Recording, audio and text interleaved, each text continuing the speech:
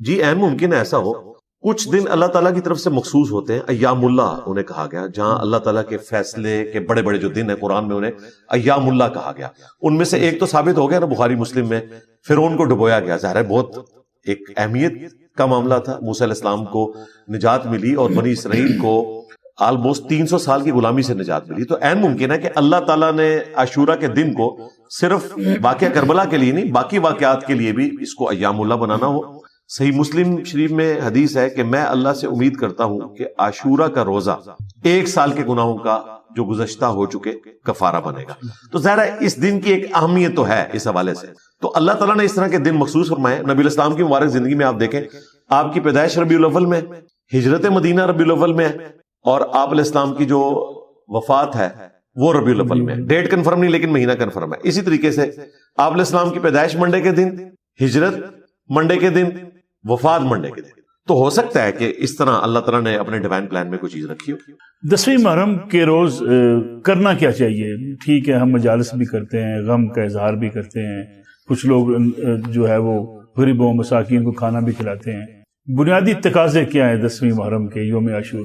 دیکھیں اس دن کی اس اعتبار سے تو کوئی عبادت رپورٹ نہیں ہوئی کہ آپ نے کوئی نوافل پڑھنے ہیں یا اس طریقے سے صدقہ اور خیرات اسپیسیفکلی کرنا ہے. وہ کمزور روایتیں ہیں. اصل چیز جو رپورٹ ہوئی ہے وہ تو روزہ ہی ہے، 10 محرم کا روزہ، اور اس کے ساتھ 9 ملانا ہے آپ نے یہودیوں کی مخالفت کے لیے. باقی جو ہماری کلچرل چیزیں ہیں، سبیلیں لگائی جاتی ہیں، اللہ کے نام کی ہو کلچرل چیز کے طور پر وہ درست ہے. باقی اگر آپ کوئی سرمنی اس دن کرنا چاہتے ہیں تو ٹھیک ہے، آپ کر سکتے ہیں. سرمنی قرآن و سنت کے دائرے کے اندر ہو اور حقوق العباد کا بھی خیال رکھا جائے. یہ نہیں ہے کہ آپ نے روڈز بلاک کی ہوئی ہیں، مریضوں کا ہاسپٹلز تک پہنچنا مشکل ہو گیا ہوا ہے، اور اسی طریقے سے اگر کسی کو اپنے ضروری کام کے سلسلے میں نکلنا پڑتا ہے اور پورے شہر کا وہ چکر کاٹتا ہے، تو یہ حضرت حسین علیہ السلام کی تعلیمات تو نہیں ہے.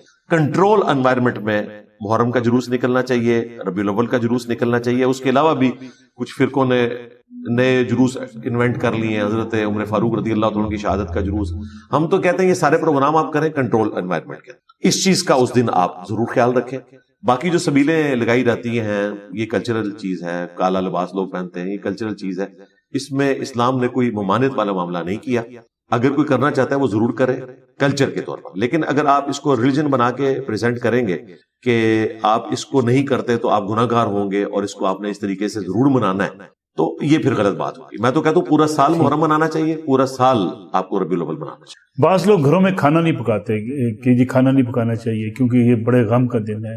اس روز لوگ اس بات پہ بلیو کرتے ہیں. یہ عقیدہ درست؟ دیکھیں غم کا دن تو ہے، سوگ کا دن نہیں. سوگ تو 3 دن تک، غم حسین تو قیامت تک جاری ہے. سیدنا حمزہ ابن عبد المطلب شہید ہوئے تھے 3 ہجری میں، لیکن 5 سال بعد 8 ہجری میں فتح مکہ کے موقع پر جب واشی کو پیش کیا گیا، آپ نے کہا تیرا اسلام قبول ہے لیکن مجھے اپنی شکل نہیں دکھانی. تو یہ صحیح بخاری میں آتا ہے، مجھے اپنا چچا یاد آتا ہے. تو غم حمزہ 5 سال بعد بھی زندہ تھا، مرتے دم تک تھا. اور جو غم حسین ہے وہ تو اس سے بڑی چیز ہے، کیونکہ چچا سے بڑھ کر انسان کو محبت ہوتی ہے اپنی اولاد کے ساتھ. تو غم والا معاملہ اپنی جگہ موجود ہے. یہ سوگ کے ساتھ چیزیں جڑی ہوئی ہیں جس میں آپ نے کھانا نہیں بنانا. تو میرا خیال ہے اس طرح کوئی کرتا بھی نہیں ہے. اس دن تو باقاعدہ زیادہ کھانا بنایا جا رہا ہے اور لوگ جو ہے وہ لنگر تقسیم کرتے ہیں. اس کو پریکٹیکلی کوئی اس طریقے سے اڈاپٹ تو نہیں کرتا. اگر کوئی کر رہا ہے اس کو سوگ کے طور پر تو وہ غلط ہے. غم ضرور آپ منائیں، وہ تو ہے. بعض لوگ کہتے ہیں کہ بہت سارے معاملات عشق میں کیے جاتے ہیں. عشق اور شریعت میں فرق کچھ لوگ واضح کرتے ہیں کہ نہیں، عشق بھی اگر ہوگا تو شریعت کے مطابق ہوگا. اسلام کی خوبصورتی یہ ہے کہ یہ عقل کی بنیاد کے اوپر، وحی کی بنیاد کے اوپر، جہاں عقل میں نقص ہے وہی سے اس کی تکمیل ہوتی ہے. یہ جذبات کی دنیا نہیں ہے. دیکھیں ابو داؤد ترمذی میں حدیث ہے، ایک صحابی نے آ کے نبی الاسلام کو سجدہ کیا. آپ نے پوچھا سجدہ کیوں کر رہا ہے؟ سر اٹھا. تو انہوں نے عرض کی کہ میں کوفے گیا تھا، ہیرا نامی ایک جگہ ہے، وہاں پر لوگ اپنے سردار کو سجدہ کرتے ہیں، آپ تو اللہ کے رسول ہیں.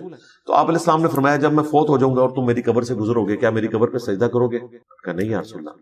تو فرمایا پھر مجھے کیوں سجدہ کر رہے ہو؟ اگر میں سجدہ جائز سمجھتا، سجدہ تعظیمی، عبادت کا سجدہ تو جائز ہو ہی نہیں سکتا غیر اللہ کے لیے، تو میں بیویوں کو کہتا کہ وہ اپنے خامدوں کو سجدہ کریں اس حق کے سبب جو اللہ نے دیا ہے. یہ پوری حدیث اس طرح ہے. سٹارٹ تو نبی الاسلام سے ہوا تھا. اب یہ کہنا کہ عشق دے چلے نمبر لے گئے، عقل والے انجے ہی عمرہ گالیاں، تو عشق کا چلا تو وہ بھی تھا، نبی الاسلام نے اس کا عشق قبول نہیں کیا. اسی طریقے سے اگر کسی نے غم حسین منانا ہے، اس میں کوئی مجلس کرتا ہے وہ ضرور کرے، آنسو بہاتا ہے ضرور بہائے، لیکن آپ اپنے آپ کو زخمی کرنا شروع کر دیں، میں کوڈ ورڈز میں بات کروں گا. اب اس کی ماڈرن فارم یہ آئی ہے کہ لوگ ایون گولی بھی مارنا شروع کر دیتے ہیں اپنے آپ, کوئلوں پہ چلنا شروع کر دیتے ہیں. یہ تو امام حسین علیہ السلام کی تعلیمات نہیں ہے, نہ اہل البیت کی تعلیمات ہیں کہ آپ اس طرح کا ٹیبو بنا کے اس کو پیش کریں. اور آپ دیکھیں جو مفتی اعظم ہیں ایران کے, خامنائی صاحب اور سستانی صاحب عراق میں, ان بڑے لوگوں کی طرف سے فتاوی آئے ہیں کہ 10 محرم کے موقع کے اوپر آپ اس قسم کا کوئی ماتم کریں کہ جس سے آپ اپنے جسم کو نقصان پہنچائیں, تو اس طرح کا ماتم درست نہیں. یہ بہت ایگزیجریشن کے اوپر چیز ہوتی ہے, پھر نان مسلمز تک اس کا امیج کوئی اچھا نہیں جاتا. اس قسم کی کوئی ایکٹیویٹی نہ پرفارم کی جائے. اور بعض کا چھوٹے چھوٹے بچے ہوتے ہیں, آپ دیکھیں سول ہاسپٹل اس دن بھرے ہوئے ہوتے ہیں. پاکستان کا المیہ یہ ہے کہ یہاں پہ عزاداری جو ہے اس کو ایک بالکل ڈیفرنٹ شکل دے دی گئی ہے, چند ریچولز کا نام رکھ دیا گیا ہے, اور جو اس کی اصل روح تھی وہ ختم ہو چکی ہے. جس کا میں آپ کو سب سے بڑا ثبوت بتاؤں, 10 محرم کے موقع پر جلوس کے دوران جب ظہرین کی نماز پڑھی جاتی ہے, میجورٹی لوگ الگ ہو جاتے ہیں, کہتے ہیں ہمارے کپڑے پاک نہیں ہیں. پاکیزہ ہستیوں کا ذکر کرنے کے لیے آپ جمع ہوئے ہیں اور آپ کے کپڑے پاک نہیں ہیں. امام حسین علیہ السلام تو نماز کی حالت میں شہید ہوئے ہیں اور آپ محرم کے جلوس میں نماز نہیں پڑھ رہے. امام علی علیہ السلام, ان کو نماز کی حالت میں زخم لگا اور آپ نماز سے آ رہی ہیں. اور یہ میں سنگل آؤٹ ان کو نہیں کر رہا. ربیع الاول کے موقع پر ہم خود بریلوی مکتب سے ہمارا بلٹ اپ ہوا, میں یہ سارے اپنے محلے کی سجاوٹ کرنا کئی سال تک, اور یہ جلوسوں میں ہم چند لوگ نماز کے لیے ہوتے تھے, بار 5000 بندہ جلسے میں اور مسجد میں 50 بندے آتے تھے, باقی سب لوگ لنگر لے کے گھروں کو چلے جاتے تھے. تو یہ کون سا عشق رسول ہے کہ جو مسجد تک آپ کو آنے نہیں دیتا اور آپ صرف ریچولز کا نام جو ہے وہ دین رکھے ہوئے ہیں. تو اسلام تو عقل کے اوپر چلتا ہے. اسلام کہتا ہے کہ آپ نے وَلَا تَقْفُ مَا لَيْسَ لَكَ بِهِ عِلْم, کسی چیز کی پیروی اس وقت تک مت کر جب تک کہ تجھے اس کے بارے میں ڈیفینیٹ نالج نہیں ہے. إِنَّ السَّمْعَ وَالْبَصَرَ وَالْفُؤَادَ كُلُّ أُولَٰئِكَ كَانَ عَنْهُ مَسْئُولًا, بے شک کان, آنکھ اور عقل, اس کے بارے میں تم سے پوچھا جائے گا کہ تم نے اس کو یوز کر کے صحیح بات تک پہنچنے کی کوشش کیوں نہیں کی. یہ سب یوم عاشور کی بات کریں, محرم کی بات کریں, واقعہ کربلا کی بات کریں, تو ایک مخصوص ہم سمجھتے ہیں کہ یہ مسلمانوں کی اس گروہ کی ذمہ داری ہے, وہ اسی کو جو ہے اس روز سوگ بھی منائے. باقی امت مسلمہ جو ہے اس کو الگ طریقے سے دیکھتی ہے. کیا حسین سب کے نہیں؟ سب کے ہیں. بیسیکلی یہ جو امت پہ افتاد ٹوٹی ہے کہ گروہ بن گئے, فرقے بن گئے, اور لوگوں نے اپنی اپنی مرضی کی ہستیاں مان لی, یہ صرف اس امت کے ساتھ نہیں ہوا, اگلی امتوں میں. قرآن پاک میں اللہ تعالیٰ فرماتا ہے فَتَقَطَّعُوا أَمْرَهُمْ بَيْنَهُمْ زُبُرًا, انبیاء کے جانے کے بعد لوگوں نے دین کو پارا پارا کر دیا, ٹکڑوں میں بانٹ لیا. كُلُّ حِزْبٍ بِمَا لَدَيْهِمْ فَرِحُونَ, ہر گروہ اس پہ خوش ہے جو اس نے پکڑا ہوا ہے. یہ اگلی امتوں کا حال ہے. اس امت میں بھی وہی چیز ٹرانسفر ہوئی. صحیح مسلم میں حدیث ہے, اللہ کے محبوب صلی اللہ علیہ وآلہ وسلم نے فرمایا کبھی ایسا نہیں ہوا کہ اللہ تعالیٰ کسی کو پیغمبر بنا کر بھیجے مگر یہ کہ اس کے چند ساتھی ہوتے ہیں جو پورے پیشن کے ساتھ اس کی دعوت کو لے کے چلتے ہیں. جب وہ ساتھی دنیا سے رخصت ہو جاتے ہیں نا, پھر ایسے ناخلف لوگ جانشین بن جاتے ہیں کہ جو وہ کام کرنا شروع کر دیتے ہیں جن کا حکم نہیں دیا گیا ہوتا, اور اس چیز کی مخالفت کرنا شروع کر دیتے ہیں جس کا حکم دیا گیا ہوتا ہے. یعنی بالکل الٹ چلتے ہیں. ایسے لوگوں کے ساتھ جو ہاتھ سے قتال کرے, جہاد کرے, وہ مومن ہے. جو زبان سے کرے وہ بھی مومن ہے. جو دل میں برا جانے وہ بھی مومن ہے. لیکن الگ سے حدیث میں ہے کہ یہ جو دل والا معاملہ ہے یہ بالکل کمزور ترین درجہ ہے. تو یہ اگلی امتوں میں بھی ہوتا رہا, اس امت میں بھی ہوا. معذرت کے ساتھ اس وقت توحید کے اعتبار سے سب سے ڈومیننٹ اہل حدیث فرقے کے لوگ ہیں, اور میں انہیں سلوٹ کرتا ہوں جس طریقے سے انہوں نے بدعت اور شرک کے خلاف آواز بلند کی. لیکن وہ اس کے اوپر خوش ہیں, وہ سمجھتے ہیں کہ بس یہی کافی ہے. اچھا, بریلویوں نے نبی اسلام کی مبارک ذات کو اور اس میں بھی خصوصاً ربیع الاول کو پکڑ لیا اور وہ اس پہ خوش ہیں. دیوبند نے اپنی ذمہ داری یہ سمجھی کہ ہم نے صرف دفاع صحابہ کرنی ہے, اور صحابہ بھی انہوں نے اپنی مرضی کے چنے ہوئے ہیں. عمار ابن یاسر کے اوپر کوئی کانفرنس نہیں کریں گے, کیونکہ اگر عمار ابن یاسر کے اوپر کانفرنس کرتے ہیں, ویسے تو بتاتے ہیں آپ کو کہ ان کے ماں باپ اسلام کے پہلے شہداء ہیں, عمار ابن یاسر کی شہادت کیوں نہیں ڈسکس کرتے؟ وہ جنگ صفین آ جائے گی, جن لوگوں کے دفاع پہ انہوں نے چندے اکٹھے کرنے ہیں ان لوگوں کا نام بیچ میں آ جائے گا, اس لیے عمار ابن یاسر کے اوپر کانفرنس نہیں کریں گے. البتہ جو باقی کام کر رہے ہیں ہم اپریشیٹ کرتے ہیں, خلفائے راشدین کا آپ دفاع کریں. شیعہ نے اہل بیت کو پکڑ لیا, اب سب نے اپنے اپنے پکڑے ہوئے ہیں اور ایک دوسرے کا ذکر کرنے. میں آپ کو سونگ کے بتا سکتا ہوں کہ اگر کوئی بورڈ لگا ہوا ہے تو یہ کس فرقے کا بورڈ ہے کہ یہ درس ہو رہا ہے. اگر آپ کو درس قرآن لکھا ہوا نظر آئے گا نا تو یقیناً اہل حدیث کا ہوگا. اگر آپ کو درس فقہ نظر آئے گا تو آپ سمجھ لیں کہ یہ بریلوی یا دیوبندیوں کا ہے. اور اگر محبت اہل بیت, اور اب ہماری وجہ سے لوگ صحابہ و اہل بیت کانفرنس کرتے ہیں, حالانکہ صحابہ و اہل بیت کانفرنس نہیں ہونی چاہیے, اہل بیت و صحابہ کانفرنس. اہل بیت پہلے ہیں. درود شریف میں اللہم صلی علی محمد و آل محمد ہے، وہ اصحاب محمد جو ہم بعد میں لگاتے ہیں یہ صرف دعا کے طور پر ہے. جو درود ہے وہ تو محمد اور آل محمد کے اوپر ہے. تو اصحاب کا ذکر بعد میں ہونا چاہیے. کیوں؟ اہل بیت جو ہیں وہ اہل بیت بھی ہیں اور صحابہ بھی ہیں، ان کے پاس 2 ڈگری ہیں. تو یہ ملے ہوئے ہم نے. اس پہ میں بس کنکلوڈ کروں گا اس جملے کے اوپر جو میں نے امام شافعی کے شعر کے ساتھ ایڈ کیا تھا. امام شافعی چونکہ امام موسیٰ کاظم کے شاگرد تھے، وہ اہل البیت کے ائمہ میں سے ہیں. امام موسیٰ کاظم بیٹے ہیں امام جعفر کے، امام جعفر بیٹے ہیں امام باقر کے، وہ امام زین العابدین کے، اور وہ سیدنا حسین کے. تو لوگ ان پہ شیعت کا الزام لگاتے تھے، حالانکہ ان سے بڑا کوئی سنی امام نہیں ہے. امام ابو حنیفہ صرف فقہ کے امام ہیں، حدیث میں وہ ضعیف ہے. امام احمد بن حنبل حدیث میں بہت بڑے امام ہیں، فقہ میں چند ایک جگہ پہ ان کی کنٹریبیوشن ہے، فلسفہ ان کو نہیں آتا تھا. امام شافعی واحد امام ہے جو فقہ میں بھی اہل سنت کا ٹاپ کا امام ہے، فلسفے میں بھی، حدیث میں بھی. ان پہ شیعہ ہونے کا الزام لگا تو انہوں نے دیوان شافعی میں ان کے اشعار چھپے میں، ان کان رفضا حب آل محمد فلیشہد الثقلان انی رافضی. بالفرض اگر اہل بیت کی محبت کا نام، اہل محمد کی محبت کا نام رافضی ہونا ہے تو جن و انس گواہ ہو جاؤ میں رافضی ہوں. اس پہ میں نے ایڈ کیا تھا کہ اگر توحید کا نام وہابی اور اہل حدیث ہونا ہے تو میں اہل حدیث ہوں، اگر صحابہ کرام کی عظمت کا بیان کرنا دیوبندی ہونا ہے تو میں دیوبندی ہوں، اور اگر محبت رسول کا نام غلوب کے درجے میں نہ ہو، بریلوی ہونا ہے تو میں بریلوی ہوں. تو مولانا طارق جمیل صاحب نے مجھے فون کیا، مجھے کہتے ہیں مجھے یہ تمہاری بات بڑی پسند آئی، اور دوسری تمہاری وہ بات جو تم نے کہا تھا کہ اگر اہل سنت نے اپنے پلیٹ فارم سے ناسبیوں کا رد کیا ہوتا تو آج شیعہ رافضی نہ بنتے.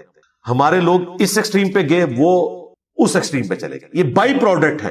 ابتدا یہاں سے ہوئی ہے جب آپ ممبروں سے سیدنا علی پہ سب و شتم کروائیں. صحیح مسلم میں 6229 نمبر حدیث ہے کہ حاکم وقت کہہ رہا ہے کہ تم ممبر پہ آ کر کہو ایک صحابی کو لعن اللہ ابو تراب، ابو تراب پر لعنت، نعوذ باللہ، حضرت علی پر. تو انہوں نے انکار کیا، انہوں نے کہا ابو تراب تو حضرت علی کا پسندیدہ نام تھا، وہ تو اس سے خوش ہوتے تھے، اور تم تحقیر سے لے رہے ہو. میں کبھی بھی حضرت علی کے اوپر لعنت نہیں کروں گا. تو آپ اندازہ کریں جب ممبروں سے یہ بات ہو رہی ہو تو پھر دوسری طرف بھی ریونج آئے گا. میں سمجھتا ہوں کہ اس وقت جو یہ رافضیت کی ایکسٹریم آئی ہے اور یہاں تک پہنچ گئی کہ شام میں لوگ علی اللہ بھی کہتے ہیں، یہ بائی پروڈکٹ ہے. جہاں ناسبیوں نے حضرت حسین کو باغی کہنا شروع کیا، حضرت علی رضی اللہ تعالیٰ عنہ کے مقابلے پر بنو امیہ کی چاکری کرنا شروع کی. یہ تو اللہ بھلا کرے عمر بن عبدالعزیز کا کہ انہوں نے یہ فتنہ ختم کیا. عمر بن عبدالعزیز اسلام کے پہلے مجدد اس لیے کہ انہوں نے خود اپنے خاندان بنو امیہ کا گند صاف کیا، اور ان کے اوپر متفق ہیں. پہلے اور آخری مجدد کے اوپر امت متفق ہے. پہلا مجدد 99 ہجری میں عمر بن عبدالعزیز بنے، اور 101 ہجری میں بنو امیہ نے زہر دے کے ان کو قتل کیا، صرف 38 سال کی عمر میں. میری اس وقت 47 ہے، مجھ سے بھی 9 سال چھوٹے تھے، دنیا سے چلے گئے عمر بن عبدالعزیز، لیکن اثرات دیکھے پوری دنیا پہ چھوڑے. اور آخری مجدد ہوں گے امام مہدی. امام جعفر کہتے ہیں کہ اس امت میں اگر مہدی کے مرتبے میں کوئی شخص پہنچ سکتا ہے تو عمر بن عبدالعزیز ہے.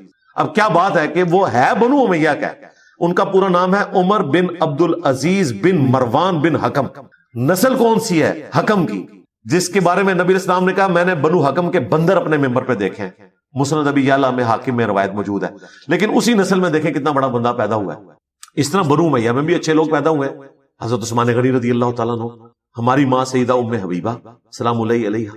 لیکن جن لوگوں نے اہل بیت پہ ظلم کیا، یزید ہو یا اس کے خاندان کے باقی لوگ، ان کے ساتھ ہم وہ محبت کا جذبہ نہیں رکھ سکتے جو حضرت عثمان کے ساتھ، عمر بن عبدالعزیز کے ساتھ یا ام حبیبہ کے ساتھ رکھتے ہیں. جی صاحب، واقعہ کربلا کے جو فلسفہ اس کی طرف جانے سے پہلے ایک بڑا پرسنل سا سوال بھی آپ سے ہے. لوگ کہتے ہیں کہ انجینئر صاحب کی جو ہے نا فرنچائز، وہ اہل حدیثوں کو بھی خوش کر لیتے ہیں، دیوبندیوں کو بھی خوش کر لیتے ہیں، بریلیوں کو بھی خوش کر لیتے ہیں، اہل تشیع ازاد کو بھی خوش کر لیتے ہیں. انہوں نے بالکل بڑا ایک میانہ روی کا اچھا سا سسٹم بنایا ہوا ہے. ہر بندے کی تعریف کی، ہر گروہ کی تعریف کی. ایک امت کی بات ہونی چاہیے اصولی طور. ایسے خوش نصیب انسان سے میری ملاقات کرائیں جو اتنا پازیٹیو سوچتا ہے. دنیا تو ایسے نہیں سوچتی، دنیا اس کے الٹ سوچتی ہے کہ انجینئر صاحب نے اہل حدیث کو بھی نیزے کی نوک پہ رکھا ہوا ہے، شیعہ کو بھی نیزے کی نوک پہ رکھا ہوا ہے، دیوبندیوں کو بھی، کسی کو نہیں چھوڑتے. اس وقت جتنے علماء ہیں نا وہ تو یہ کہتے ہیں انجینئر صاحب کسی کو نہیں چھوڑتے. یہ تو بڑا شریف آدمی آپ کو ملا جو کہتے ہیں، اور میں خوش ہوں کہ ایسا ہی ہے. جس کی پازیٹیو چیز ہے میں اس کی تعریف کرتا ہوں، اور جن کی نیگیٹو چیزیں ہیں وہ میں ہائی لائٹ کرتا ہوں. اس کے بعد اینڈ رزلٹ کیا ہے؟ ان کا اینڈ رزلٹ یہ ہوتا ہے کہ یہ سارے کافر ہیں، ہم جنتی ہیں. اور میرا اینڈ رزلٹ یہ ہے کہ بھائی یہ سارے جنتی ہیں، سارے مسلمان ہیں. آپ اختلاف کرو، موقع دو. طارق جمیل صاحب کہتے ہیں کسی کا چھیڑو نہ، اپنا چھوڑو نہ. میں نے کہا نہ، اس طرح اتحاد امت نہیں ہونی. پہلے اپنا چھوڑو، باقیوں کا بھی چھیڑ کے دیکھو، کسی کے پاس حق ہو سکتا ہے. میرا جو ڈاکٹرن والا معاملہ ہے وہ بالکل اس کے الٹ ہے کہ سب کو چھیڑ کے دیکھو، ان کے پاس حق موجود ہوگا. میں نے توحید کے معاملے میں اہل حدیث کو ٹاپ پہ رکھا ہوا ہے, کوئی شک نہیں کہ بالکل زیرو ٹالرنس ہے. ایاک نعبد و ایاک نستعین. اسی طریقے سے اہل بیت کے حوالے سے میں شیعہ کو ٹاپ پہ رکھتا ہوں, غلو والا معاملہ نہ ہو. باقی اہل بیت کا حق اس سے بھی زیادہ تھا جو شیعہ ادا کرتے ہیں. اسی طریقے سے عظمت صحابہ کے حوالے سے دیوبندیوں کی جو خدمات ہیں, جو ان کی ایکسٹرا جوڈیشل ایکٹیویٹیز پرفارم کرنے والی تنظیمیں ہیں دہشت گرد, ان کو چھوڑ کے جو انہوں نے صحابہ کرام کے حوالے سے کوشش کی ہے, میں ان کو سلوٹ کرتا ہوں. اسی طریقے سے نبی علیہ السلام کی ہستی تو سب سے ٹاپ پہ ہے. بریلویوں نے جو نبی علیہ السلام کی شخصیت کے حوالے سے ربیع الاول اور یہ ساری چیزوں کو ہائی لائٹ کیا, میں انہیں سلوٹ پیش کرتا ہوں. لیکن اپنی مرضی کی ہستیاں پکڑ کے دوسروں کو نگیٹ کرنا اور کہنا کہ شیعہ اہل بیت کو لے کے چلیں, ہم صحابہ کو لے کے چلیں, یہ تو پھر دو نمبری ہے. دین تو ٹوٹیلٹی کا نام ہے. بلکہ دیکھیں, میری ویڈیوز کی ہیٹ کی وجہ سے مفتی طارق مسعود صاحب نے ویڈیو میں آ کے کہا کہ ہم اہل بیت کو بھی مانتے ہیں اور صحابہ کو بھی مانتے ہیں, اور اہل بیت کو پہلے مانتے ہیں. حالانکہ دیوبندی یہ نہیں کہتے تھے, وہ تو صحابہ کی رٹ لگاتے تھے. تو اللہ کا شکر ہے یہ ہیٹ وہاں تک پہنچی ہے.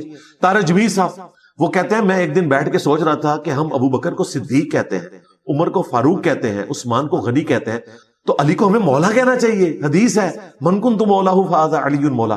اس کے بعد پتا کیا ہوا, ایک دہشت گرد تنظیم نے فون پہ انہیں قتل کی دھمکی دی, اور یہ بات مجھے خود بتائی مولانا طارق جمیل صاحب نے. تو پھر مجھے موقع مل گیا, فل ٹاس ملی, میں نے چھکا مارا پلانٹ ارتھ سے باہر. میں نے کہا آپ نے چند مہینے پہلے مجھے کہا تھا کہ انجینئر اپنی زبان تھوڑی سی نرم کرو تو یہ لوگ بات سنیں گے. میں نے کہا آپ نے کوئی سخت بات کی تھی, آپ نے صرف حدیث بیان کی, جامع ترمذی کی, مسند احمد کی, تو آپ کو قتل کی دھمکیاں ملی ہیں, تو ہونا تو چاہیے تھا. وہ کہتا ہے جی مولانا بڑی اچھی بات ہے. یہ کابوئی میرے آئے, میرا جو اگریسو سٹائل ہے نا حضرت عمر سے نرم ہے. حضرت عمر تو تلوار نکالتے تھے, میں زبان کی نوک نکالتا ہوں. اگر انہوں نے کوئی میرے پہ فتویٰ لگانا ہے تو اسے 1000 ٹائم ملٹیپلائی کریں, حضرت عمر پہ لگائیں, کبھی نہیں لگائیں گے. کہیں گے کہ نہیں وہ تو صحابی ہے. بھئی وہ صحابی ہو کر بینیفٹ آف ڈاؤٹ لے رہے ہیں کہ نبی اسلام کے ساتھ رہتے ہوئے ان کی طبیعت کی سختی نہیں گئی. میں اس سختی کو بھی انڈورس کرتا ہوں. انسان اپنی نیچر سے باہر نہیں جا سکتا. حضرت ابو بکر کو عمر نہیں بنا سکے نبی اسلام, اور عمر کا ابو بکر نہیں بنا سکے. کیوں؟ نیچر کوئی نبی بھی نہیں چینج کر سکتا. آپ اسے ڈائریکشن دے سکتے ہیں. میں حضرت عمر سے زیادہ نرم ہوں اللہ کے فضل, اس میں کوئی شک نہیں, کیونکہ میں اپنی زبان کی نوک سے چیزوں کو قرآن و سنت کے دلائل میں بیان کرتا ہوں. اور اسی وجہ سے آپ دیکھتے ہیں کہ ہمارے جو مخاطبین ہیں ان کے پاس پوائنٹ ہی صرف یہ ہوتا ہے. آپ یہ نہ سمجھیں کہ یہ پوائنٹ مجھے وہ اصلاح کے لیے بتا رہے ہوتے ہیں. وہ کہتے ہیں انجینئر صاحب اتنے پیشن سے بیان نہ کریں, ہماری پبلک ہمیں چھوڑ کے چلی گئی ہے, آپ میٹھی میٹھی بات کریں تو کو ایگزسٹ کریں. ہم کو ایگزسٹ کر رہے ہیں, ہم نمازیں آپ کے پیچھے پڑھتے ہیں, چندے آپ کو دیتے ہیں, ہم نے کوئی چندہ بک نہیں بنائی ہے, لیکن آپ ایک دوسرے کو کافر کہتے ہیں, میں آپ کو مسلمان سمجھتا ہوں. آپ اس حدیث کو مستند نہیں سمجھتے کہ میرے بعد اگر کوئی نبی ہوتا تو عمر ہوتا؟ بالکل جامع ترمذی کی حدیث ہے, بالکل مستند حدیث ہے, لیکن اس سے زیادہ مستند حدیث بخاری مسلم میں جو یہ بیان نہیں کرتے. وہ حدیث ہے نبی علیہ السلام نے فرمایا علی کی میرے ساتھ وہی نسبت ہے جو ہارون کی موسیٰ کے ساتھ, مگر میرے بعد کوئی نبی نہیں. یہ حدیث تو بخاری مسلم میں تھی. ترمذی والی حدیث تو انہوں نے بچے بچے کو رٹا دی, اور جو سب سے افضل کتابیں تھی بخاری اور مسلم, اس کی حدیث نہیں بتائی. اس میں تو آگے الفاظ ہے میرے بعد کوئی نبی نہیں. مراد کیا, میرے بعد اگر کوئی نبی ہوتا تو علی ہوتا. یہ حدیث ختم نبوت پہ بھی پیرا دیتی ہے. میں قادیانیوں سے بھی کہتا ہوں کہ دیکھو یہ حدیث بتا رہی ہے کہ نبی علیہ السلام کہہ رہے ہیں کہ اس امت میں سب سے افضل ترین بندہ, جس طرح کہ موسیٰ علیہ السلام کے لیے ان کے بھائی تھے ہارون اور وہ پیغمبر تھے, اس لیول کا بندہ میرے ساتھ ہے علی. اگر امتی نبی کوئی ٹائٹل ہوتا تو حضرت علی کو ملتا. تو غلام احمد قادیانی کہاں سے امتی نبی ہو گیا اگر علی نہیں ہے امتی نبی؟ دوسرا, نبی صلی اللہ علیہ وآلہ وسلم نے یہ کلیریفائی کر دیا کہ علی بھی نبی نہیں ہے. یعنی نبی کو چھوڑ کے ہر فضیلت ان کے ساتھ منسوب کرو. اس سے بڑی کیا بات ہے کہ ہارون موسیٰ علیہ السلام کے لیے جیسے تھے, نبی علیہ السلام کے لیے سیدنا علی تھے. اس لیے یہ حدیث جب مسلم شریف میں آتی ہے نا, یہ بخاری میں بھی ہے, تو سعد ابن ابی وقاص کے بیٹے نے جب یہ حدیث بیان کی تو اس زمانے میں بنو امیہ کی حکومت تھی, ان کو ہضم ہی نہیں ہو رہی حدیث. وہ شخص کہتا ہے نہیں, میں سعد سے خود یہ تصدیق کروں گا کہ واقعی اتنی بڑی بات حضرت علی کے لیے. تو سعد غصے میں آگے, انہوں نے کہا میرے کان بہرے ہو جائیں, میری آنکھیں اندھی ہو جائیں اگر میں نے نبی علیہ السلام سے یہ حدیث کئی دفعہ نہ سنی ہو. یعنی اتنی بڑی فضیلت حضرت علی کی شان. انجینئر صاحب, اس میں تو کوئی شک نہیں کہ حضرت امام حسین رضی اللہ تعالیٰ عنہ کی قربانی, ان کی شہادت ایک بہت بڑا واقعہ ہے. لیکن دوسری طرف بعض لوگ یہ کہتے ہیں کہ حضرت علی رضی اللہ تعالیٰ عنہ کی شہادت, حضرت عثمان رضی اللہ تعالیٰ عنہ کی شہادت, حضرت عمر فاروق رضی اللہ تعالیٰ عنہ ان کی شہادت, ہم ان پہ تو کوئی نہ تقاریب کرتے ہیں, نہ ان کا ذکر کرتے ہیں, نہ اس روز ہم کسی مجالس کا اہتمام کرتے ہیں. جی ہم تو کرتے ہیں ریگولرلی, میری تو تمام خلفائے راشدین کے اوپر ویڈیوز ریکارڈ ہیں. باقی ظاہر ہے واقعہ کربلا ایک بہت بڑا واقعہ ہے. آپ سیدنا عمر تو تک تو آ کے رک گئے, نبی اسلام کی شہادت کا دن کبھی منایا گیا؟ نبی اسلام بھی شہید ہوئے، آپ کو زہر دیا گیا، 4 سال بعد آنری طور پر اللہ تعالیٰ نے اس زہر کو واپس کیا، بخاری میں آتا ہے عائشہ خیبر کے موقع پہ جو یہودیہ نے مجھے زہر دیا تھا آج بھی میری رگیں کاٹ رہا ہے. تو ہم نبی اسلام کی شہادت کا دن تو نہیں مناتے. سیدنا حسین کی شہادت آپ سمجھ لیں یہ وہ شہادت ہے، اگر میں اسے پیچھے لے کے جاؤں، حضرت اسماعیل علیہ السلام کی شہادت کی جگہ جو اللہ تعالیٰ نے مینڈا اتارا تھا نا، الٹیمیٹلی وہ کنکلوڈ ہوئی ہے شہادت یہاں پہ. اسی لیے دیکھیں بخاری میں، ابو داؤد میں آتا ہے، اے اللہ حضرت ابراہیم علیہ السلام اپنے 2 بیٹوں کو جن الفاظ کے ساتھ دم ڈالتے تھے، میں اپنے 2 بیٹے حسن و حسین کو دم ڈالتا ہوں. یعنی ابراہیم کے 2 بیٹے کون سے ہیں؟ اسماعیل اور اسحاق، دونوں پیغمبر. نبی اسلام نے اپنے بیٹے کی نے کہا حسن و حسین کو، اعیذکما بکلمات اللہ التامہ من کل شیطان وہامہ ومن کل عین اللہ. تو اس لیے یہ ڈومینیٹ ہوگی چیز. باقی ہمارے استاد ڈاکٹر سراج صاحب رحمہ اللہ، انہوں نے ایک بات کی اپنی ویڈیو کے اندر کہ اصل ایشو جو ہے وہ حضرت عثمان کی شہادت ہے. تو میں نے ان کو ریبٹل کیا تھا کہ آپ کا موقف غلط ہے. اصل ایشو جو ہے وہ حضرت عمر کی شہادت، کیونکہ بخاری مسلم میں حدیث ہے، میری امت اور فتنوں کے درمیان ایک دروازہ ہے، جب اسے توڑ دیا جائے گا میری امت پہ فتنے ٹوٹ پڑیں گے. جس طرح ڈیم کا دروازہ ٹوٹتا ہے تو ایک دم پانی نکل آتا ہے. یہ بات کیوں نہیں بتائی جاتی؟ حضرت عثمان سے سٹارٹ اس لیے کرتے ہیں کہ یہ چاہتے ہیں کہ رخ بنو امیہ کے حق میں لے جائے. حالانکہ نبی الاسلام تو کہہ رہے ہیں سٹارٹ ہوگا عمر کی شہادت سے. اگر یہ بخاری اور مسلم کی حدیث بیان کی جاتی نا تو بنو امیہ ایکسپوز ہو جاتی کہ حضرت عمر کی شہادت کے بعد کیا ہوا ہے، کون سا ایسا بڑا واقعہ ہوا ہے کہ امت کا ڈاؤن فال شروع ہو گیا. سیدنا عثمان کی خلافت کی کمزوریاں، یہ بنو ہاشم. میں ادھر آتا ہوں. سیدنا عثمان ایک شریف النفس انسان تھے، لیکن ان میں مینیجریل سکلز حضرت عمر والی نہیں تھی. 72 سال کی عمر میں خلیفہ بنے، 72 ایئرز کی ایج میں خلیفہ بنے. اس کے اگینسٹ حضرت عمر فاروق رضی اللہ تعالیٰ خلیفہ کس وقت بنے؟ جب ان کی عمر 53 سال تھی. میری 47 ایئرز ہے، یعنی ینگ تھے، ڈائنامک تھے. پھر ان کی طبیعت بھی 72 ایئرز کی عمر میں جا کے خلیفہ بنے. پھر طبیعت کی نرمی، پھر مروان جیسا تحفہ ان کا چچا زاد جو ان کی موروں کو مس یوز کرتا تھا، اور گورنروں کی غلط پالیسیز کی وجہ سے رعایا ان کے خلاف ہونا شروع ہوئی. یہ سارا میں نے ویڈیوز کے اندر بیان کیا بخاری مسلم سے. یہ تو کہتے ہیں کہ جی عبداللہ ابن سبا نے مت مار دی. عبداللہ ابن سبا تو وہ کریکٹر ہے جو حضرت علی کے دور میں سامنے آیا، اس کو حضرت علی نے قتل کروایا. وہ حضرت علی کے لیے غلوب کرتا تھا. شہادت عثمان میں عبداللہ ابن سبا کا کوئی لینا دینا نہیں. شہادت عثمان کے اصلی اسباب ان کے گورنر ہیں. بخاری مسلم میں لکھا ہے کہ ان کی شکایتیں حضرت عثمان کے پاس آتی تھی، رعایا ان کی وجہ سے ناراض تھی. لیکن جو ہوا حضرت عثمان کی شہادت مظلومانہ شہادت ہے، ہم مانتے ہیں، لیکن سٹارٹ ہوا ہے حضرت عمر سے. ابو بکر اور عمر کی جو خلافتیں ہیں یہ مفتونہ نہیں ہیں، یہ محفوظہ ہیں.